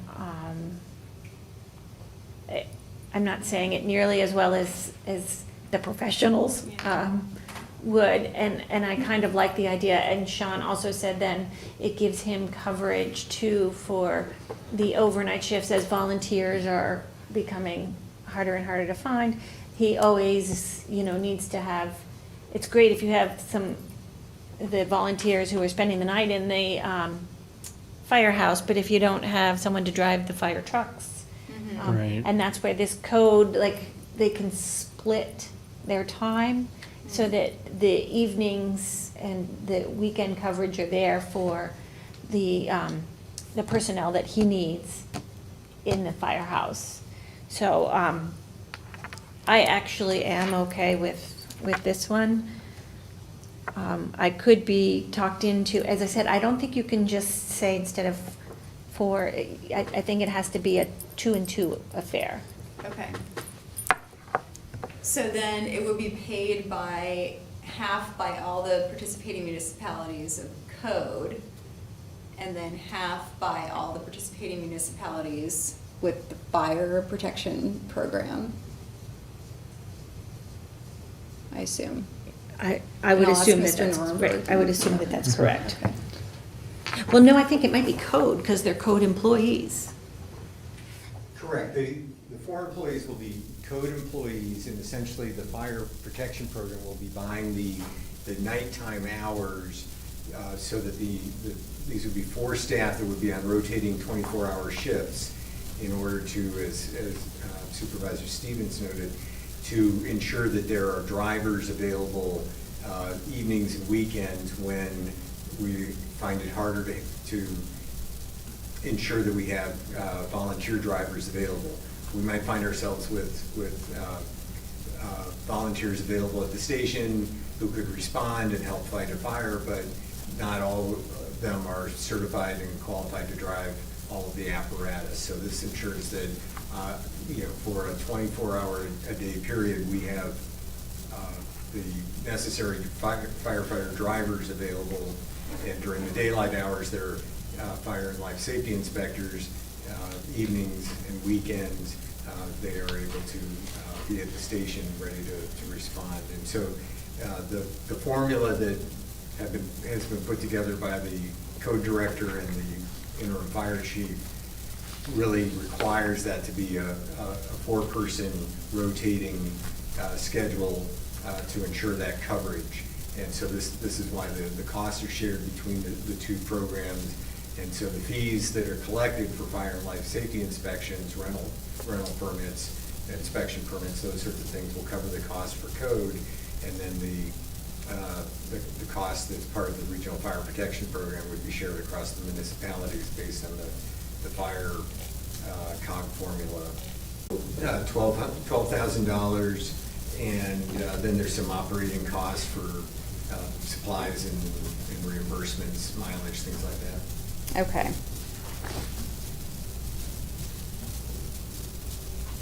So back on page 56, under item C, where it's expenditure changes proposed for 2024, that's the 6750.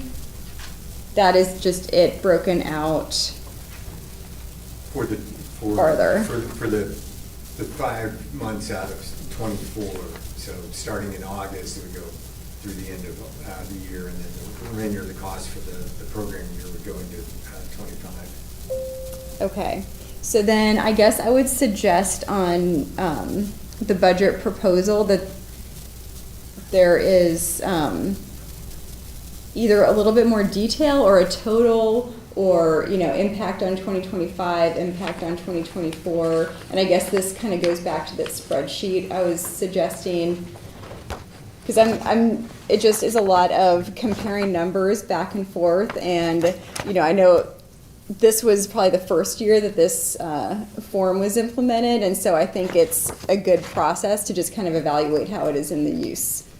So I guess that would be a comment on that.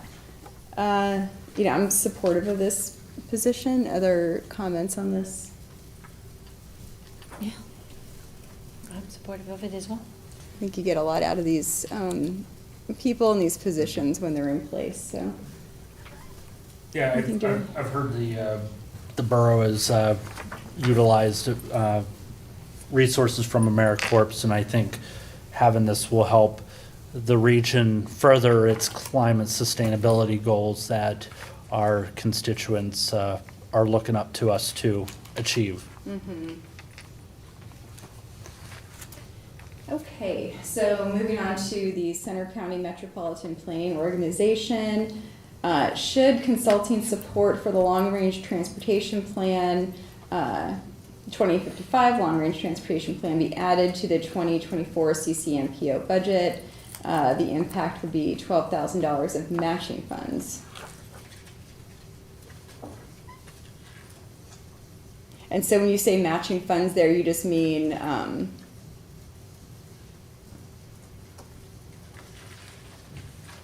the total of the center region? So the MPO cost would be the $12,000, and that would leverage $48,000 in outside assistance, so that for the total cost for the study of $60,000.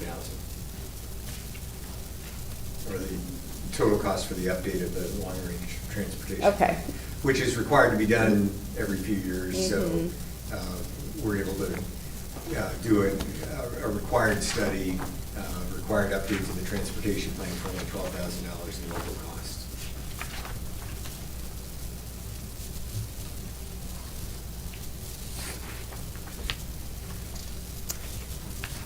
Yeah, I'm supportive of that. Other comments on that? A big project and plan, and so I think assistance would be appreciated on that. Okay, then should a CCMPO transportation grant specialist position be added beginning in 2024 to the CCMPO budget? And I guess I'll just ask you to give us a, 2-sentence overview of what you think, what you see about that position is. So this position couples with the next proposal for consulting dollars. Some of you may recall, or hopefully all of you may recall, that about a year ago, the Congress passed the bipartisan infrastructure bill, and there's millions and millions of dollars available for local infrastructure projects. And in order for the Center Region and Center County MPO to go for more of those dollars than we currently have staff resources and technical resources available to try and bring those project dollars into the Center Region, these two proposals are coupled together. The initial proposal that came from a subcommittee from the MPO and staff that developed a proposed plan for this called for hiring 3 staff that would be working to identify the projects, develop the plans, develop the grant proposals, get them to PennDOT, get them to Washington to be hopefully funded. The initial reaction was, well, let's try and do a blend between a staff position and consulting dollars that may be able to leverage the specific skill sets that we don't have in-house. So this grant specialist would work with municipalities and develop the project list and bring those projects forward. And then the consulting dollars in the next proposal would be specific to the needs, engineering services or determining how to flesh out certain aspects of a project, whether it's hydrology or some other sort of specialty that we don't have in-house talent in order to prepare that. So this was a plan that's been developed over a number of months by a subcommittee of the CCMPO, and I know that was more than a couple of sentences, but that's kind of the overview. Thanks very much for that explanation. So, Polly has it in here. So the grant specialist, that is an indefinite position. So that would continue until the funding ran out, essentially, or was there some thought on how long that position would run? I believe the expectation is that the funding will be potentially available for 3 years, and so at least we have this position on board for 3 years to leverage those funds and bring those projects in. And if this is a successful effort on the part of Congress. They, you know, it gets renewed, then the region would have to assess whether or not this has been a successful initiative locally to bring in those dollars and whether we've been able to leverage those resources in a way that has benefited the center region, the center county NGO, and then continue it so. Okay, because in the back, it was only listed under the first year, so I was surprised. I thought it'd be listed. And then the funding, the consulting support for the funding applications was listed out for 3 years. Right, and the chart in the back is the first time this is the second year we've used that, so I think we've only identified the first year of any new staff persons added as a proposed. Oh, gotcha, okay, towards the okay. future.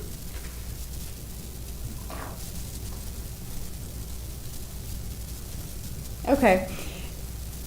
When we look at because we just had our CIP meetings last week, it'll identify the new position and then a total at the end of how many dollars that's going to equal by the end of, say, the 5-year period. And each additional employee who's added over years will be added to that total. So I guess I was reading it that way, but I absolutely see what you're saying here. But I guess just to recognize too that in this would be at least a 3-year position.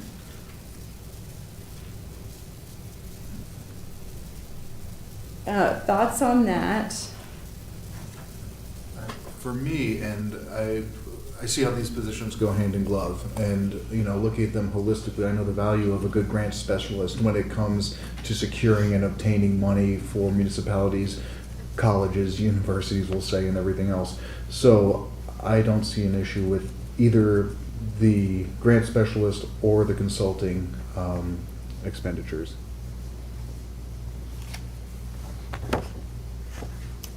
I'll go to Jeremy and Patty. I think these are great additions, especially in terms of how they will create additional lines of communication to Harrisburg and Washington, which can have proven to be good relationships when we have people willing to put in the time and effort to bring that together. And if I could add to that too, I mean, the fact that it's calling out specifically the transportation side of the grant specialist or the funding applications, et cetera, that's an important role. So the person or persons aren't jumping between multiple types of grants or multiple agencies, et cetera, trying to secure, but they have a dedicated functionality, which can definitely increase your likelihood of getting those grants. It's kind of like some other high prestigious positions. It's best to have somebody that is familiar with the industry and what they're doing when working with you. Patty? Yes, no, I agree with all of it, and I just think that it, regionally, it just is gonna position us well, so, yeah. I'm supportive of that. Yeah, I agree. And I was just looking at the breakdown of that cost, because this is across the CCMPO.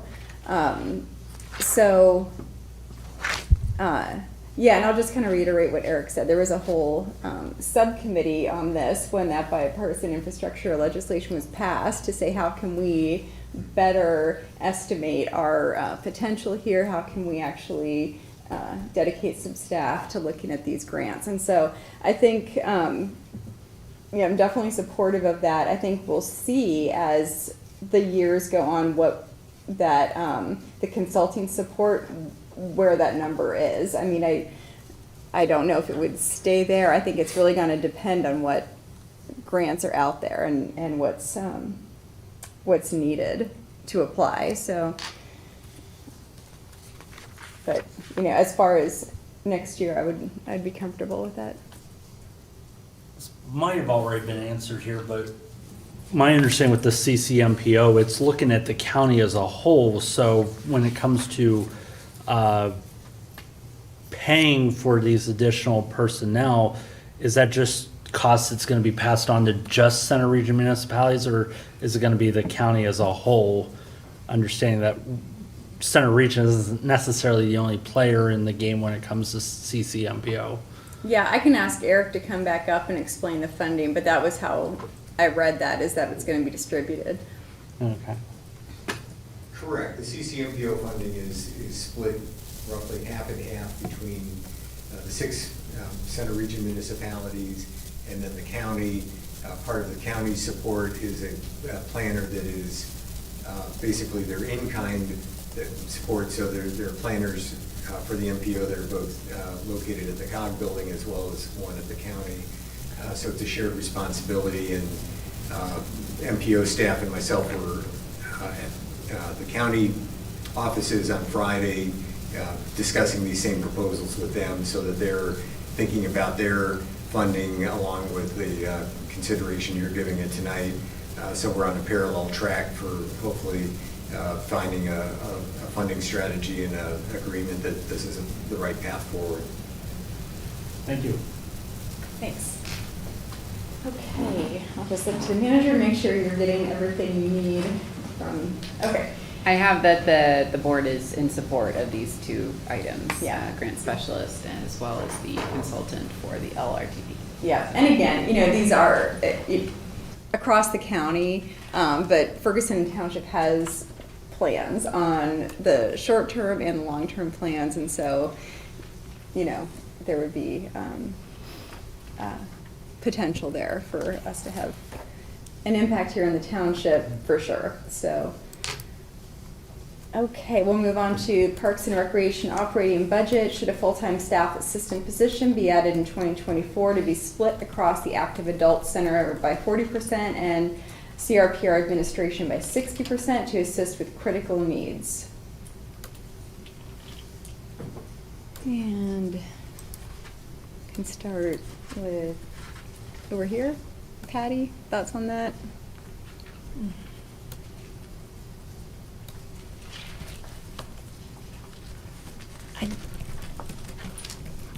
I always, where does something have to give? And I just, for me, this is the one that has to give. I just, yeah. That's where I was too. I just, I really want to look at additional county support for that active adult center. I'll go to Matt. Comment on that. Again, I think the duties, et cetera, and, yeah, I would side with both the chair and Ms. Stevens on this one. Jeremy, comment on that item? I would concur. I happen to have some comments or questions that were within the section but not pertaining to active adult center, so glad to reserve those for a more appropriate time. About the active adult center? They were not about the active okay, adult sorry. center, but within Center Region Parks and Rec. Okay, so if we don't hit them, we'll hit it at the end. Got it. But yeah, make sure we get back to that. Yeah, I guess I'm hearing a no. My thought was, what additional contributions can come from the county on this item? I would agree with that.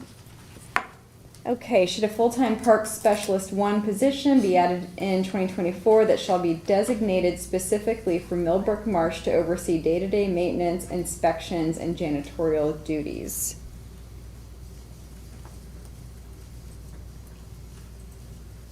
I can go. I'm not seeing anybody jump up. I thought, I'm very, very hesitant on this one. There's been so much construction out at Millbrook Marsh, and I just think that until a sustainable independent funding source is established, I'm really hesitant to add any additional staffing over there. So, Yeah, I would agree with that. I would agree as well. I'm just curious about the third-party janitorial services that are currently, it appears, under contract. So we're still spending, it looks like, the $50,000 and not increasing this to the 67. But yeah, I think there's a lot of stuff that's still up in the air over there, and yeah, happy to almost strike this. and part of my concern with those numbers are not far off, but once you Yeah. add the program specialist, I think this would turn into 2 positions within a year. So I think it would turn into a janitor position and a program position. So I wouldn't see that as being sustainable. Okay. But because I see where you're coming from, Yeah. and that's kind of how, like, that was the first thing I thought of. Let me see if anybody else had anything to share before we go to Mr. Norberg. Comments? I just wanted to clarify, the 50,000 is estimated to offset the cost because we currently have contracts, custodial contracts to take care of existing facilities, but as the phase 2 of the Spring Creek Education Building comes online and the Welcome Pavilion, there'll be more facilities to maintain, more things to clean and take care of as you've got lots of visitors in and out throughout the day and evenings and weekends. So the idea would be that there would be better support if somebody is there during the day and not just coming in evenings and several evenings a week to clean. And so by using that, taking the dollars that are currently allocated to contracting for the service and putting it towards a staff person, there'd be better service and be able to take care of things more regularly throughout the course of the busy week at the Milford Marsh Nature Center. So it's an offset with a net estimated cost of approximately $20,000 for the staff position. Plus benefits. Yeah, and I think, the plus benefits, it's that, that burden rate that's an important one too, so. Okay. That was my thought is not this year. Not to say it wouldn't be, something to take on the following year. Is there consensus on that or any other? Yes. Very open to Yeah. alternate positions. Okay. No, that works. And let's see, where were we? Okay, should a part-time rec aide position convert to full-time program coordinator position in 2024 for recreation programming at 75% and sports at 25%? This would be $71,000, again, plus benefits, estimated net impact for next year. Thoughts on this?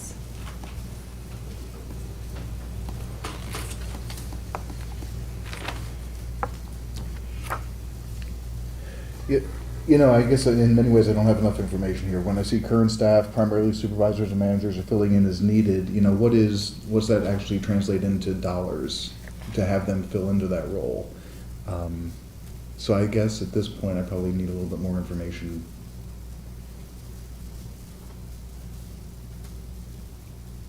Okay, some more information. I would agree with that comment.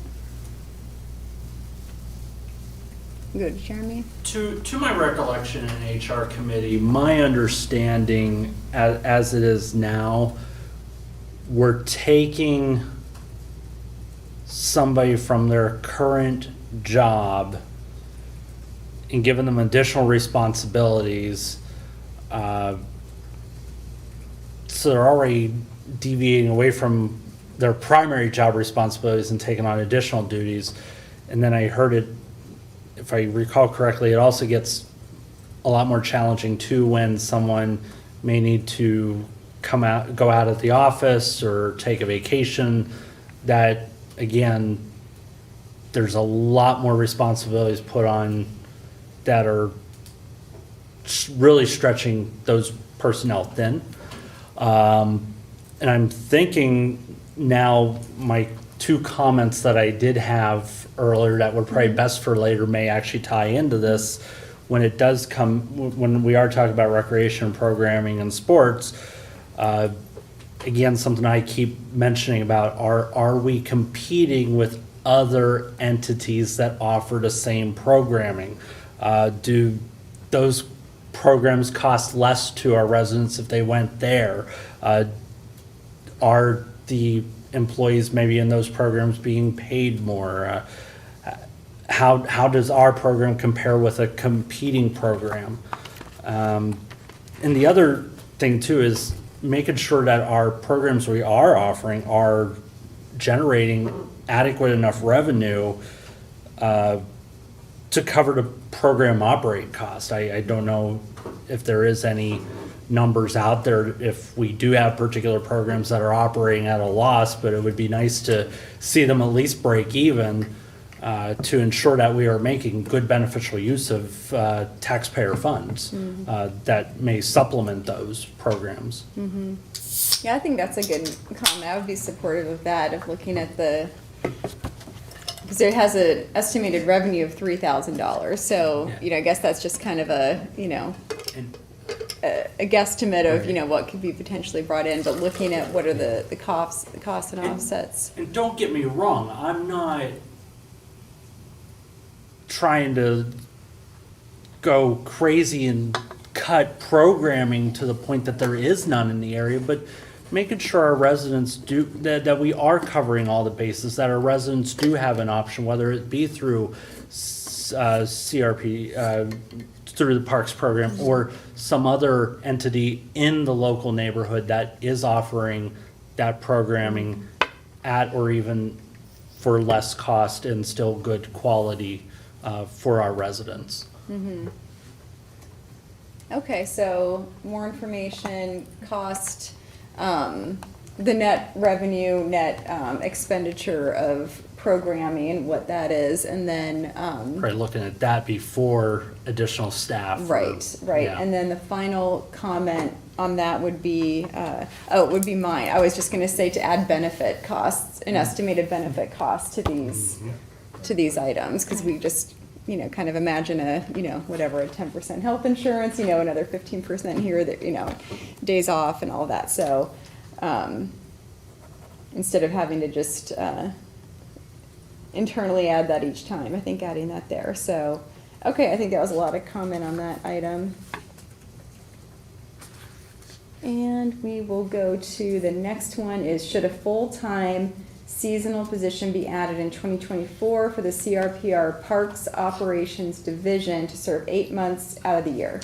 The position does not include benefits. The primary function of this position is to care for Whitehall Road Regional Park and other facilities or parks as needed, and this would be $18,780.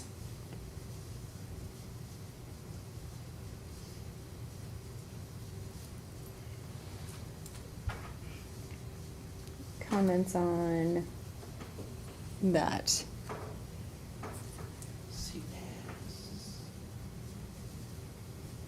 So it's a full-time, 8-month position for $18,000. And really, probably primarily Whitehall, but maybe other parks as needed. I would guess it'd be other parks primarily for the first quarter or half of 2024 until Whitehall is really online. Trying to think, would a full-time be necessary? Also, looking at it, if we hired them full-time for 8 months, I think that does at least put us into the threshold that we do gotta offer them benefits. But also, how's this seasonal maintenance position maybe comparing to maybe the any typical seasonal worker that might... Because it's a long time. That was what surprised me. It's 8 months, so I guess maybe that would work. I'm almost wondering if even supplement with a couple part-time, like what's the need? Is it just to mow grass, maybe work on planting trees or something that just one-off projects that typically get done in the summertime? Yeah, to care for the park. Yeah, I'm just wondering if we have similar positions, because this again seems like a little bit of a couple oddities mixed together. 8 months, seasonal, doesn't really jive with me yet. So. Okay, maybe Mr. Nordberg wants to. Yes, so we do have a number of seasonal maintenance positions that work late winter, early spring through the fall, the growing season, essentially mowing. There's a whole list of the items on page 95 interior and exterior maintenance work, custodial work, athletic field maintenance. In particular at Whitehall, this will be mowing the soccer fields, lining the soccer fields, watering, those sorts of things. Preparation for events, cleanup after games, emptying trash and recycling, because that's something that has to happen here. Other sorts of things. We'll have the largest playground in the region here at Whitehall Road Regional Park, so there'll be inspections to make sure the playgrounds are safe and taken care of.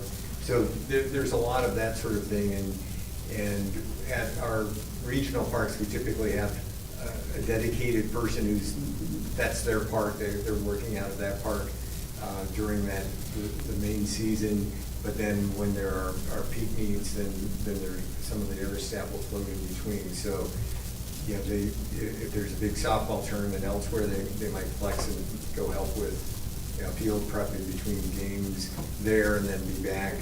So there'll be a little bit of flexibility, but primarily this position will be at Whitehall Road Regional Park. And all of the staff costs, ERE, anything like that is included in all of these numbers for the staff positions presented tonight. Great. And was this what was, as far as staffing and the authority, is this what was planned for the first year of the park being online? Was this 8-month position? Right. This was pushed off because the park will be opening substantially completed in the next few weeks. But the fields won't be able to be played on until next year, so they'll need to be cared for, but not lined and striped and ready for play. But the park will need to be maintained. We'll still have people coming in to use the trails, come and use the playgrounds, and so the park is already getting use, as you've heard at other meetings, but we'll need to start maintaining it and caring for it and keeping it at the quality that everyone expects. Okay, yeah, that was my question. The authority was planning on having its own dedicated, Parks and Rec. They were planning on having their own dedicated person there for maintenance and, okay. I mean, I'm okay with this. I guess I would wonder, when would this be hired? Usually we're bringing on the seasonal staff in the March timeframe as things start growing and we need to recover from winter, cleaning up. But I would expect there are a lot of trails in this park, so there'll be somebody needing to make sure that the trails are safe and pick up branches, those kind of things, and empty trash and recycling. So as soon as things start growing, then they'll be doing other work. Lock and unlock the bathroom. Yeah. Yeah, and for me, I think with the explanation, it's clear that a lot of thought went into this one, with the seasonal aspect of it and everything else, so I don't have an issue with this. Yeah, upon a second look, I think I see where this would be necessary, because once it starts getting warmer, people want to get back to the park, but also it'd be nice to have somebody that's there to take care of any issues, keep it clean, fix it up, and then usually in the spring the grass grows faster than weeds almost, and I imagine this full-time job would also help supplement,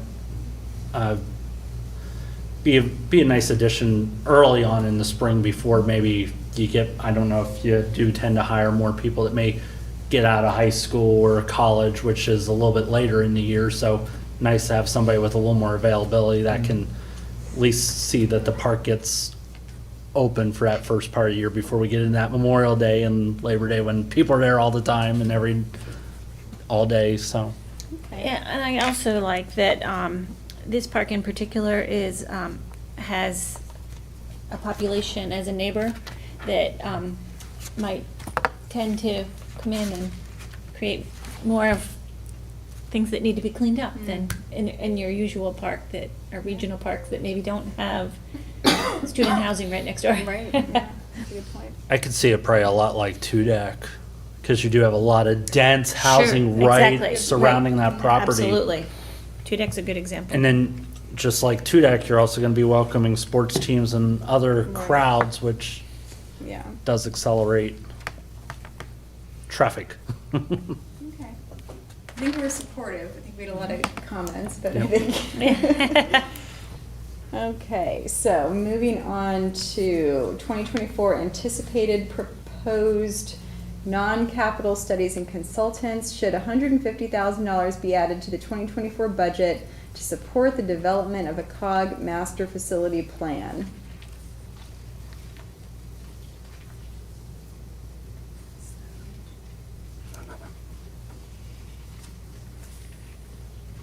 Does anyone want to start? I guess I'm trying to wrap my head around what a master facility plan is and how that's different from what the facility committee is doing right now. Just, I don't know. I'm a little confused by that. Okay, maybe we can get Mr. Norberg to clarify that. So the Facilities Committee has been talking about the laying the groundwork for the master facilities plan. We're expecting the Facilities Committee and our facility project manager to work jointly together to develop a long-range facilities plan for the COG.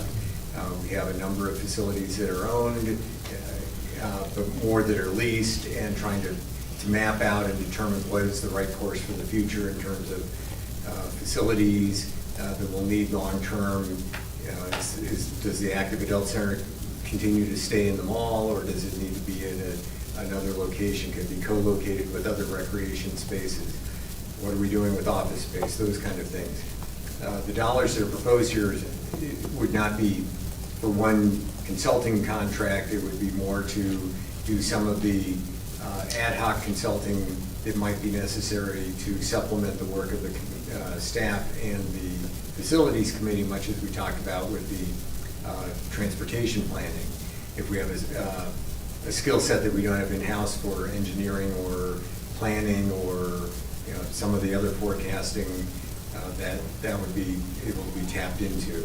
That was kind of a high-end estimate, probably be substantially lower, but this would be to support the work that Supervisor Stevens mentioned has begun this year with the Facilities Committee, and was somewhat put on hold for the past couple of months due to all of the work at Whitehall Road Regional Park, but they're planning to get back to that in the August, September meetings and really start focusing on the future and developing that long-range plan for all of the COG agencies. Okay, thanks for that clarification. That is helpful. So this is not $150,000 going to a consultant for a study. Okay. I would be a proponent of this for, again, in my experience, a lot can be gained, return on investment, et cetera, when you have a long-range plan that we're serious about and that you really want to get behind. So I think investing in that idea is probably prudent. Yeah, I'd be in support of this. One thing that Mr. Nordberg mentioned was about facilities that we currently lease. I think ideally, for the long-term fiscal sustainability, it would be nice to be able to eventually transition particular COG facilities out of lease facilities and facilities that we own. With leases, there is always the uncertainty of cost fluctuations every so often, and do we have any contingencies should a particular property like close down and we have to move, and so definitely something to look into, at least for when it comes to facilities in long term. Where do we want to house certain facilities in the long term? Patty? Yeah, odd one out here. I just sort of feel like it's almost like a roadmap to more building that, and I understand the cost effective, but we're still, I don't think we've really wrapped our hands around of taking care of what we own right now. And my feeling is it's just going to lead to, well, we need an indoor space, because I've already heard this discussion that we need an indoor space. We need indoor facilities, and then we can also just add in the active adult center to that. And I just think right now we really need to wrap our hands around taking care of what we own. We have some really big things ahead of us with the marsh. Anyway, that's just me. So I'm really not supportive of this, but I am about planning, and I don't know. I agree with Patty. I had a lot of the exact same notes. I think the theme really has been over the past year and a half is to put the emphasis back on taking care of what we already own, making sure it's full, the plans that we have, making sure they're already fully built out. We've got a half a phase to a phase of a bunch of different parks, and we've got the next 2 to 3 phases already planned out that haven't been built yet. We already own facilities that we know will need improvements, and I hear what Patty's saying. I think once we have engineering or whatever these consultant services would plan, I think there's going to be an indoor facility. I think even mentioned in the program plan was looking at the construction of an admin building and buildings for different programming. I just don't think that is something that we can undertake at this time. And I think the facilities committee is still fairly young. Right. And so I think the work that they're doing has been important, and I think it's been eye-opening to a lot of general forum members about what all we own, what all we lease. And I think, continuing down that road at this point is what I would be comfortable with. I mean, there are just so many incomplete plans that we already have out there. I'm just once we have one done, it is like, now the plan's going to go stale if we don't accomplish what's been on there. And I'm not saying to not take an inventory and have, accurate assessments of what we already own, but to move forward with what I think that would be, which would be identifying, what we need to build as opposed to rent. I don't think we're there right now. I don't think that is what 2024 could handle for, the general forum members. That's my sense, that's my feeling about this, knowing how much work it took just to get almost a first phase done of one park to look at, and now we've got the potentially, some work on the boardwalk. I mean, these are, and then again, we go back to the phases that are incomplete of our other regional parks. So I think there's enough there already identified that I'd like to just see the work of the facilities committee continue at this point and then come back to this. But I'm not trying to say that I'm not in favor of looking forward. I'm worried about what this will impose upon us once we move in that direction. Yeah, and from my perspective, and I appreciate the comments, it's one of those scenarios where I look for consolidation. As we heard going through the capital improvement plan, we talked about a computer room here, and it's like, well, what do we need? And could we move some assets and change, kind of the footprint to reduce facility costs, etc. So I also look for opportunities to do that, and then to the facilities committee, which of course we'll be talking about later here in the program. So from my perspective, the plan would be more of the consolidation and find funding sources by, reducing the footprint of the facilities or other things that are out there that maybe we just don't need in the space. Knowing how the pandemic has impacted, buildings and uses of those buildings locally, where sometimes you can see buildings that used to have people in them, but maybe they're now remote. So what other opportunities are there as we take a harder look at it? And I think those could be incorporated in the plan. So, I mean, they're both ends of the different spectrum that should be up for the conversation. But I would also be all right with striking this, because of the 2024 being right around the corner. So, again, just some thoughts. I don't necessarily want to contradict myself, but I would concur, like, new facilities, like talking about the indoor recreation space, wouldn't necessarily be in favor of jumping right on with that. Just kind of looking right now at what we do have and operate out of and going from there. With the indoor recreation space, I think it really opens a door that it'd be nice if we could explore more further, is public-private partnerships. Do we really need, it would be nice if there was maybe like a nonprofit or philanthropist that could maybe foot a lot of the cost and operations of an indoor space that would meet the needs of our area.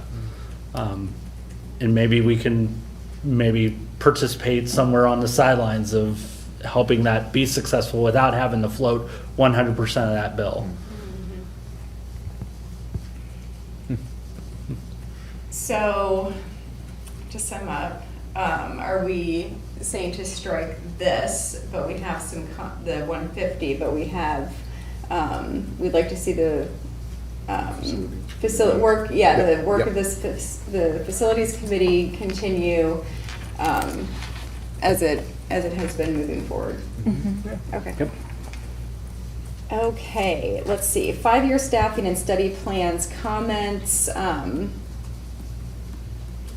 So I only had 2 little questions on this, and the first was on page 125, it's complete a staffing study and strategic plan in 2024. And I understand the strategic plan, but I was, let's see, page 125, wondering about the staffing study, and this is under the planning agency.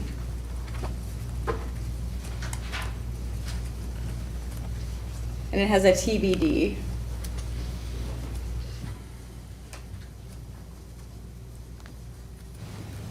I believe the agency is recommending next year to do a staffing study to determine the future needs of positions. We have currently staff that support the MPO, staff that support local planning, regional planning, and so they're proposing to begin an analysis, and that would help inform future recommendations of the staffing needs for the organization. So they don't have a particular cost. There's not a recommendation of what that would look like yet, but I think they're sending up that signal that we need to start looking at. Do we need to rethink what the future needs of staffing for the planning agency would be? So were they going to put something in the budget for this year? Because it's on there for 2024. At this point, it's more of a placeholder, and I don't know that they have. They're pretty good at identifying funding from other sources. Okay. So hopefully there'll be a small match that would be necessary for that. And then on page 128, the TBD after strategic plan for the CCMPO.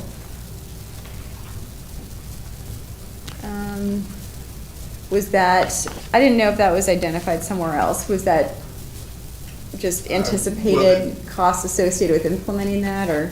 Well, I think the TBD is are there other, once the strategic plan is complete, and I think we're midway through that right now, are there other studies that will need to be done? Are there, depending on what the strategic plan tells us, what other initiatives are there ahead of us in terms of, like we have the active transportation plan, we have other things.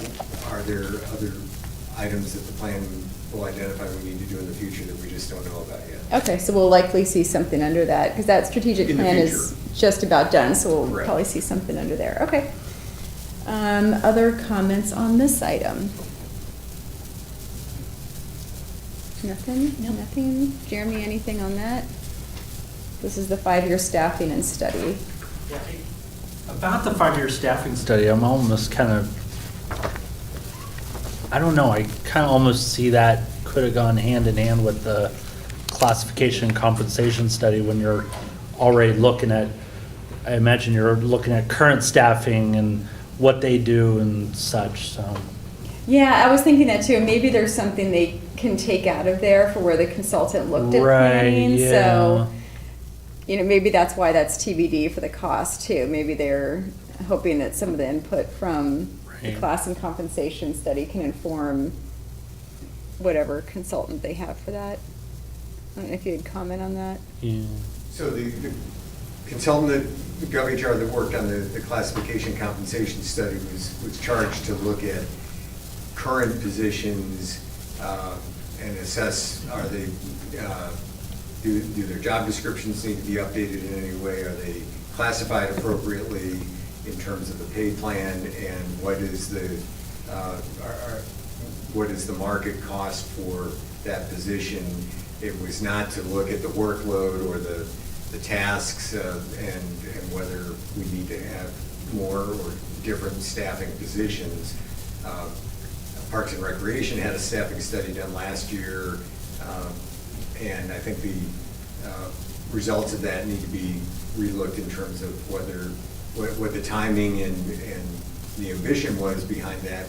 But it really was looking at what are the demands that we have from the public for programs and services and the operational needs and that sort of thing. And that's what a staffing study in this case would be looking at. And that was not part of the scope of work for the class and comp study. Yeah, okay, thanks. And I think it's a great point. So whatever, consultant or whatever they get to do this, we'll have updated classifications of those jobs and job descriptions to use for that. So that's going to be helpful. Okay, other things on this section? And if not, we'll move on to additional and miscellaneous municipal comments. I'm good.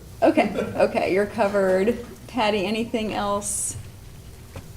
No, not really. I mean, just that what we sort of discussed before is that this particular piece almost seems like a redundancy to some of the other things that we do, the budget, et cetera. So that's all. I'm confused by it. I think we could save some staff time, but. Thanks, yeah. That was one of my comments, is looking at how to use this and the CIP together, and how to maybe make these things efficient. Yeah, if I could add to that. Yes. Efficient, aligned, and also similar in how they look. Yes, similar I think formats. yeah, that's kind of Yes. what I'm hearing, and having gone through the CIP for how many hours this last week, it is one of those things where you're used to seeing things in a consistent format that, maybe we can go ahead and find some alignment there. Agreed. Okay, anything else, Patty? No. Okay. Jeremy, if you're still working, I can go ahead. I think I might be right. Okay. Mr. Heller can back me up if I am on the wrong thought process of this, but when we talk about like the HR system, replacing that, I think when it comes to like any systems that we're looking to replace, and this was on page 21 for reference, I don't know if there would be any benefit of maybe looking at more at all-in-one systems, considering instead of necessarily having separate systems for like HR and finance and anything else. Don't know if there's any cost benefit. I'm sure it comes with its advantages and disadvantages. Yeah, and I can't speak directly to, the software, the tools being provided there, but sadly, it becomes difficult because most of these softwares and programs do very niche things, and you really have to rely on integrations and a whole bunch of other stuff. So I don't have a solid answer, but you can look at ERPs and other things that might support that, or CRMs, but Yeah. May make sense. Yeah, Yeah. from a high level for me, so. Yeah. Then on page 78, I noticed under section B, operating costs will increase, and this was about fire. Operating costs will increase approximately $24,000 for the one-time hiring costs associated with each new hire. If we're spending $24,000 on a new hire, I really hope we have a good retention strategy, because sure don't want to be losing those people, at least not before we get a good return on our investment into those new people. And then over on page 81, I think we're talking about fire station buildings. Did we maybe want to throw in a comment from our CIP when it came to the Ferguson Township fire station about reassessing the feasibility and return on investment as we look forward to that? Yeah, I don't think our CIP won't be adopted before we send these comments, but we can say in CIP discussions. Yeah, that in the discussion, yeah. Discussed moving it out to 2028, yeah. Good point. I'm Very sure we good still point. have the consensus on the discussion. Yes. But very yeah, good point. I Yep. understand the document's Yeah. not final yet. Yep, very good. Yep.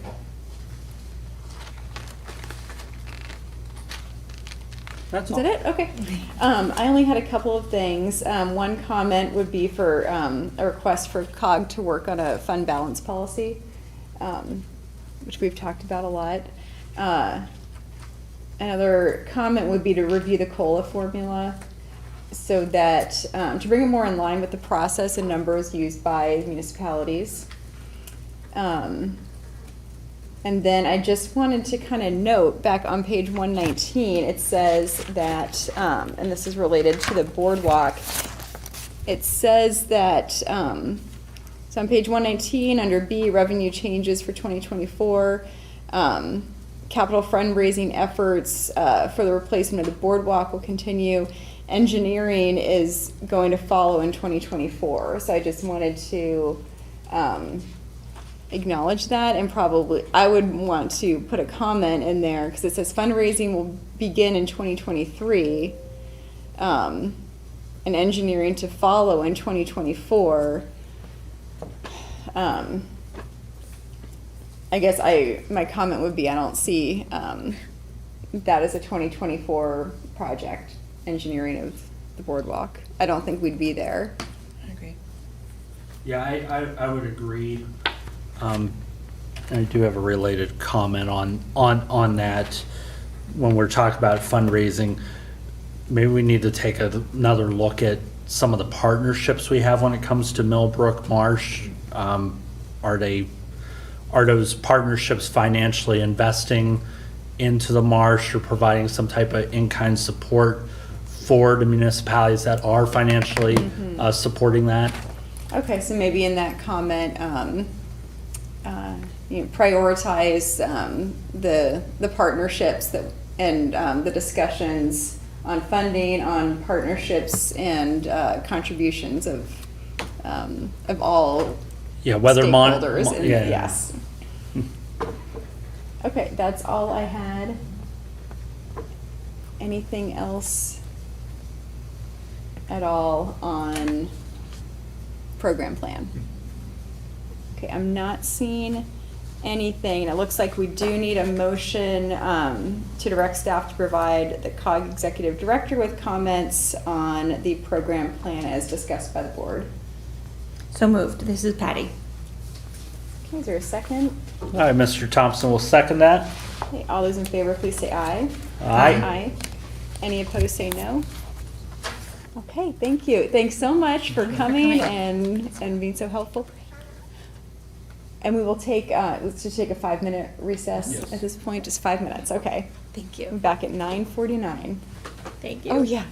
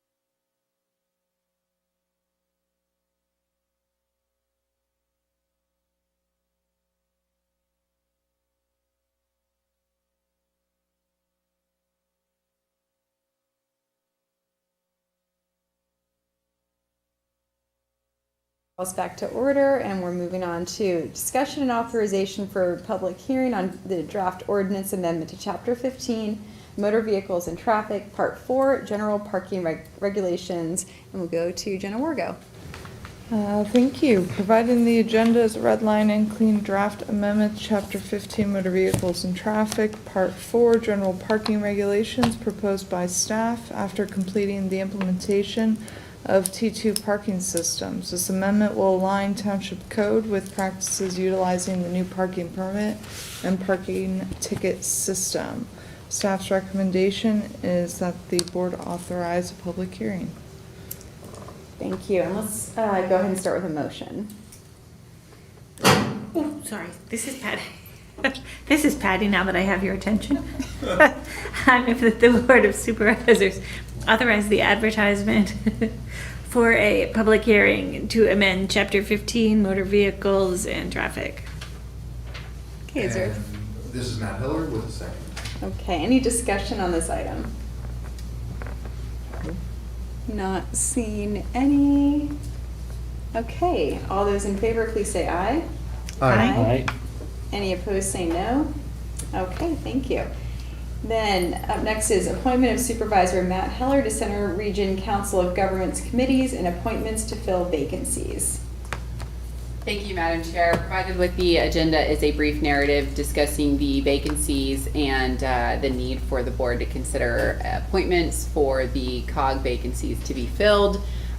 Included with the agenda, reference 3, the Facilities Committee, the Finance Committee, as well as an alternate for the Finance Committee, but we also need to include just one other, and that would be, I believe, the alternate for the Public Safety Committee. And Parks Capital. Oh, excuse me, Parks Yeah, Capital yeah. it is. So those Yes. two other ones, yeah. Thank you. And I can, so public safety is, well, actually, I don't have it here, never mind. I'm pulling it up Okay, right thank now, you, the thank original. you. Okay, so, thank you for that. Okay, so the two primary appointments would be to Facilities and Finance. Facilities we know meets on first Tuesday. That appointment had been held by that Ward 1 seat, so if you're interested in filling that one, we would invite you to do so. I can make this easy. I'm happy to go ahead and fill the facilities, the facilities committee position as well as the finance committee alternate position, unless somebody has a burning desire for that one. No desire whatsoever. Are you sure? That's all you. Thank you for your service. Fantastic. Likewise, if anybody wants to fill finance, I invite you to. But I've been serving as the alternate, so I'm happy to do finance committee.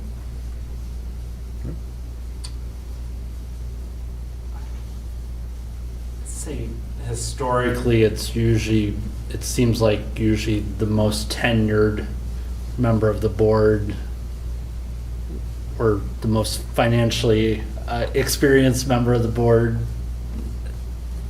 if that's the way to put it, has taken finance committee.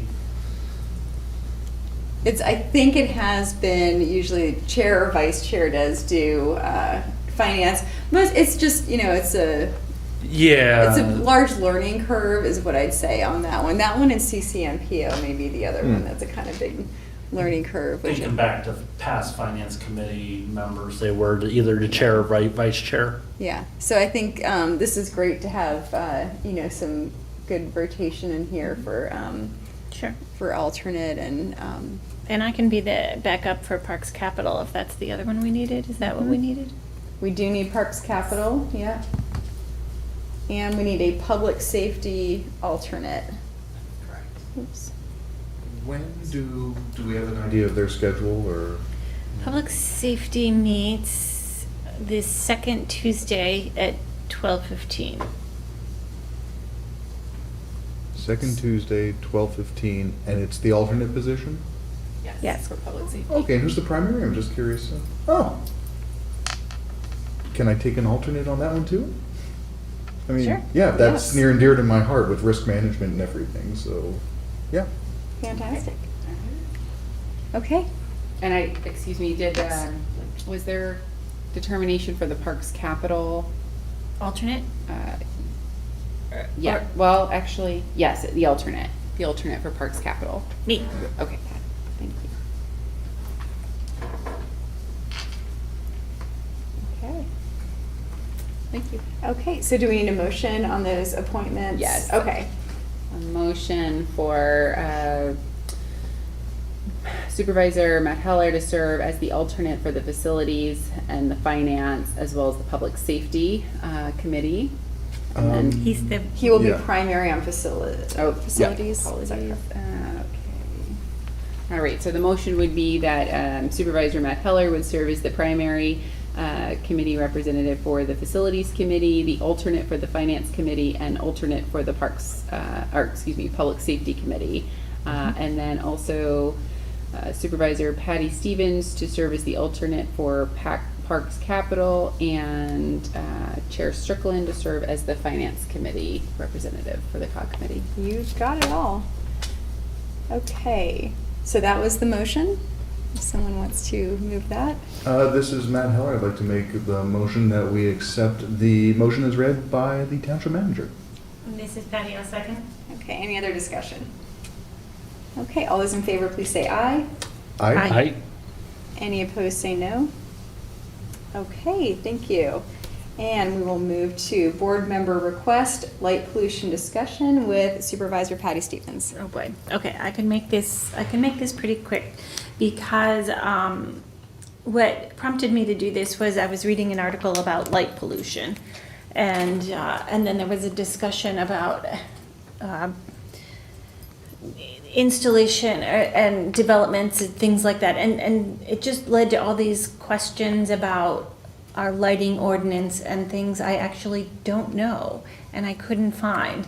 So like, for instance, if a development starts and it gets to what Jeremy was talking about earlier, do we actually require dusk, I think they're called dusk to dawn lights, to be in developments? And that's the sort of thing that I don't know that we necessarily need to require that. If a homeowner maybe chooses to put it in, my feeling is we shouldn't require more lighting than what is actually really needed. And I understand safety components from a policing perspective, etc.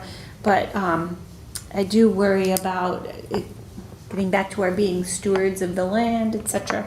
I worry about the light pollution as it's affecting Rothrock State Park and the migration patterns of animals, or the Pennsylvania wilds was in particular what I had read about light pollution. So I just want to be sure. I know that we have a lot of community members who like to go to Two Deck Park and do the night sky watching.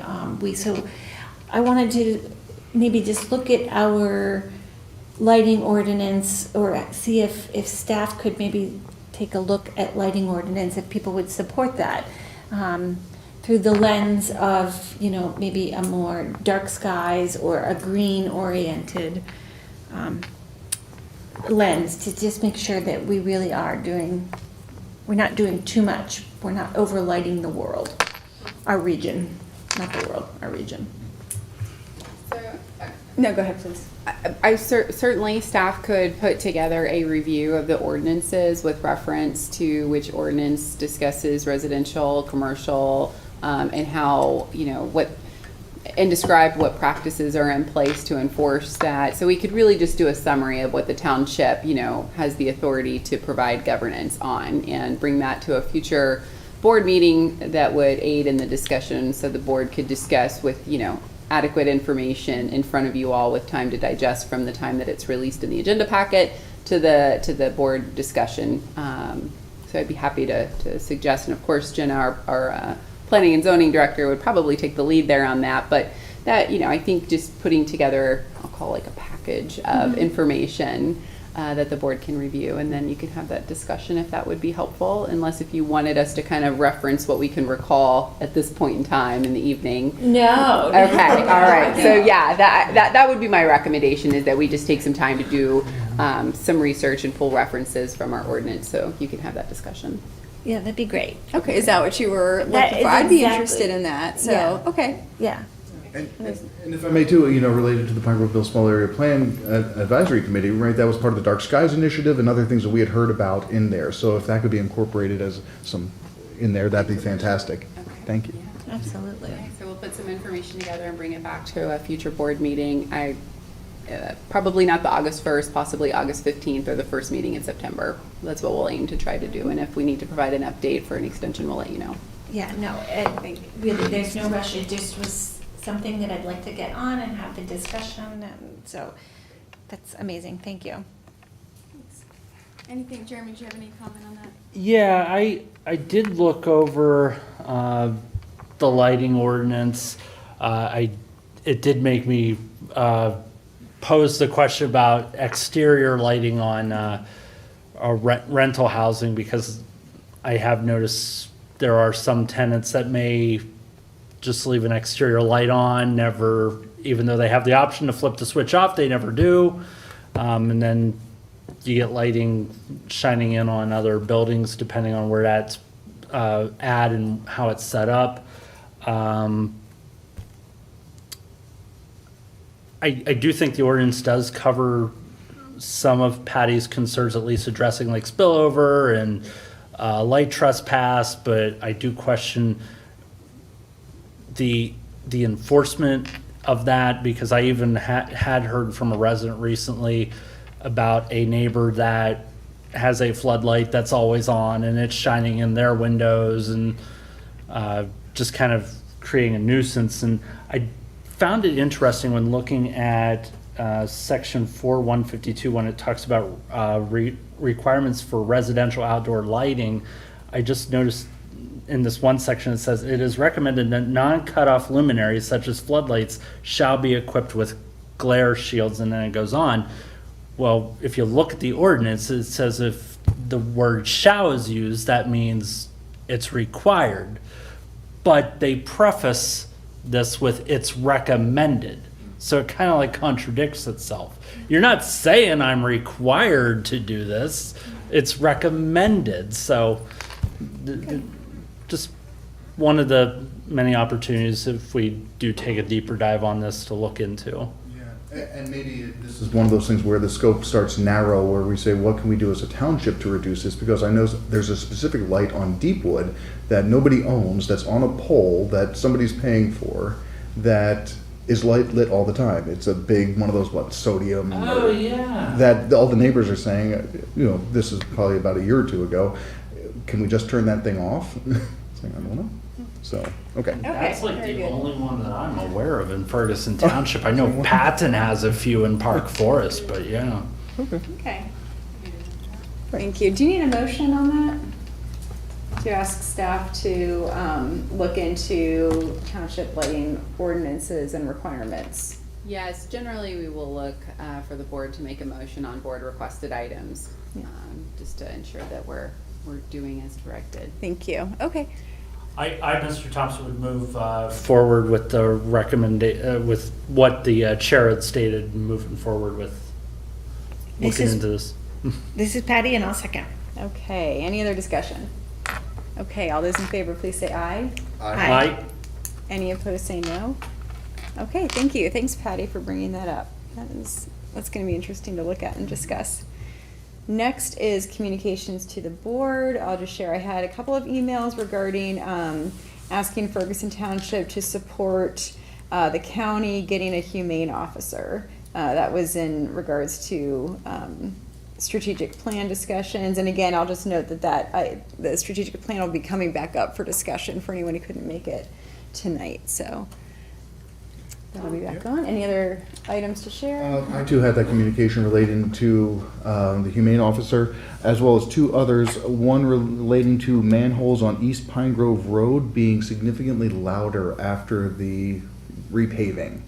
and residents have approached me wondering if there are ways to quiet them or cover them with other things that may lessen the noise of tractor trailers, farm equipment, cars, and everything going over those throughout the day. So there's that one, as well as another resident contacted me about an issue on Sycamore Sycamore, I apologize, related to, again, something after construction and a swale that's been impacted on their property. So those are the only two things that I have. Thank you. I had someone contact me about the humane officer as well, an email about that.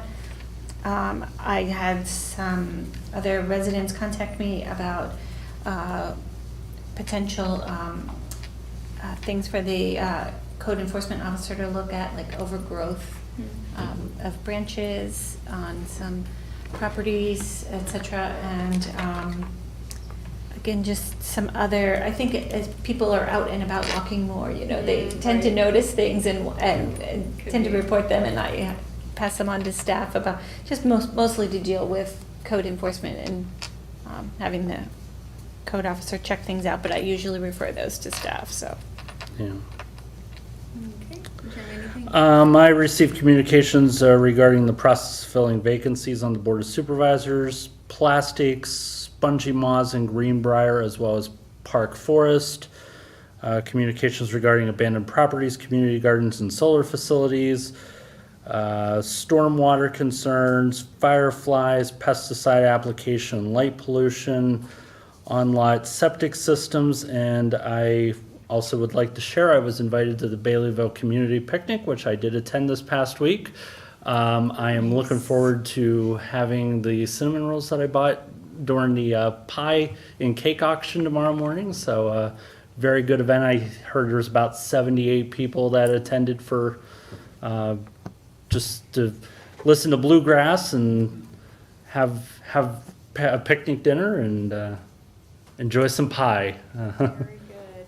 I think the highest priced dessert went for over $200. Oh my God. And I think it was a coconut cream pie, which one of our residents really had his eyes set on. Wow. Okay. Great. Okay. Anything else? If not, we have a number of calendar items, and I'll just point out the picnic and the park at Two Deck Park on July 28th. And if there is nothing else, Motion to adjourn. and I'll second, and we are adjourned. Thank you. Thank you. Bye.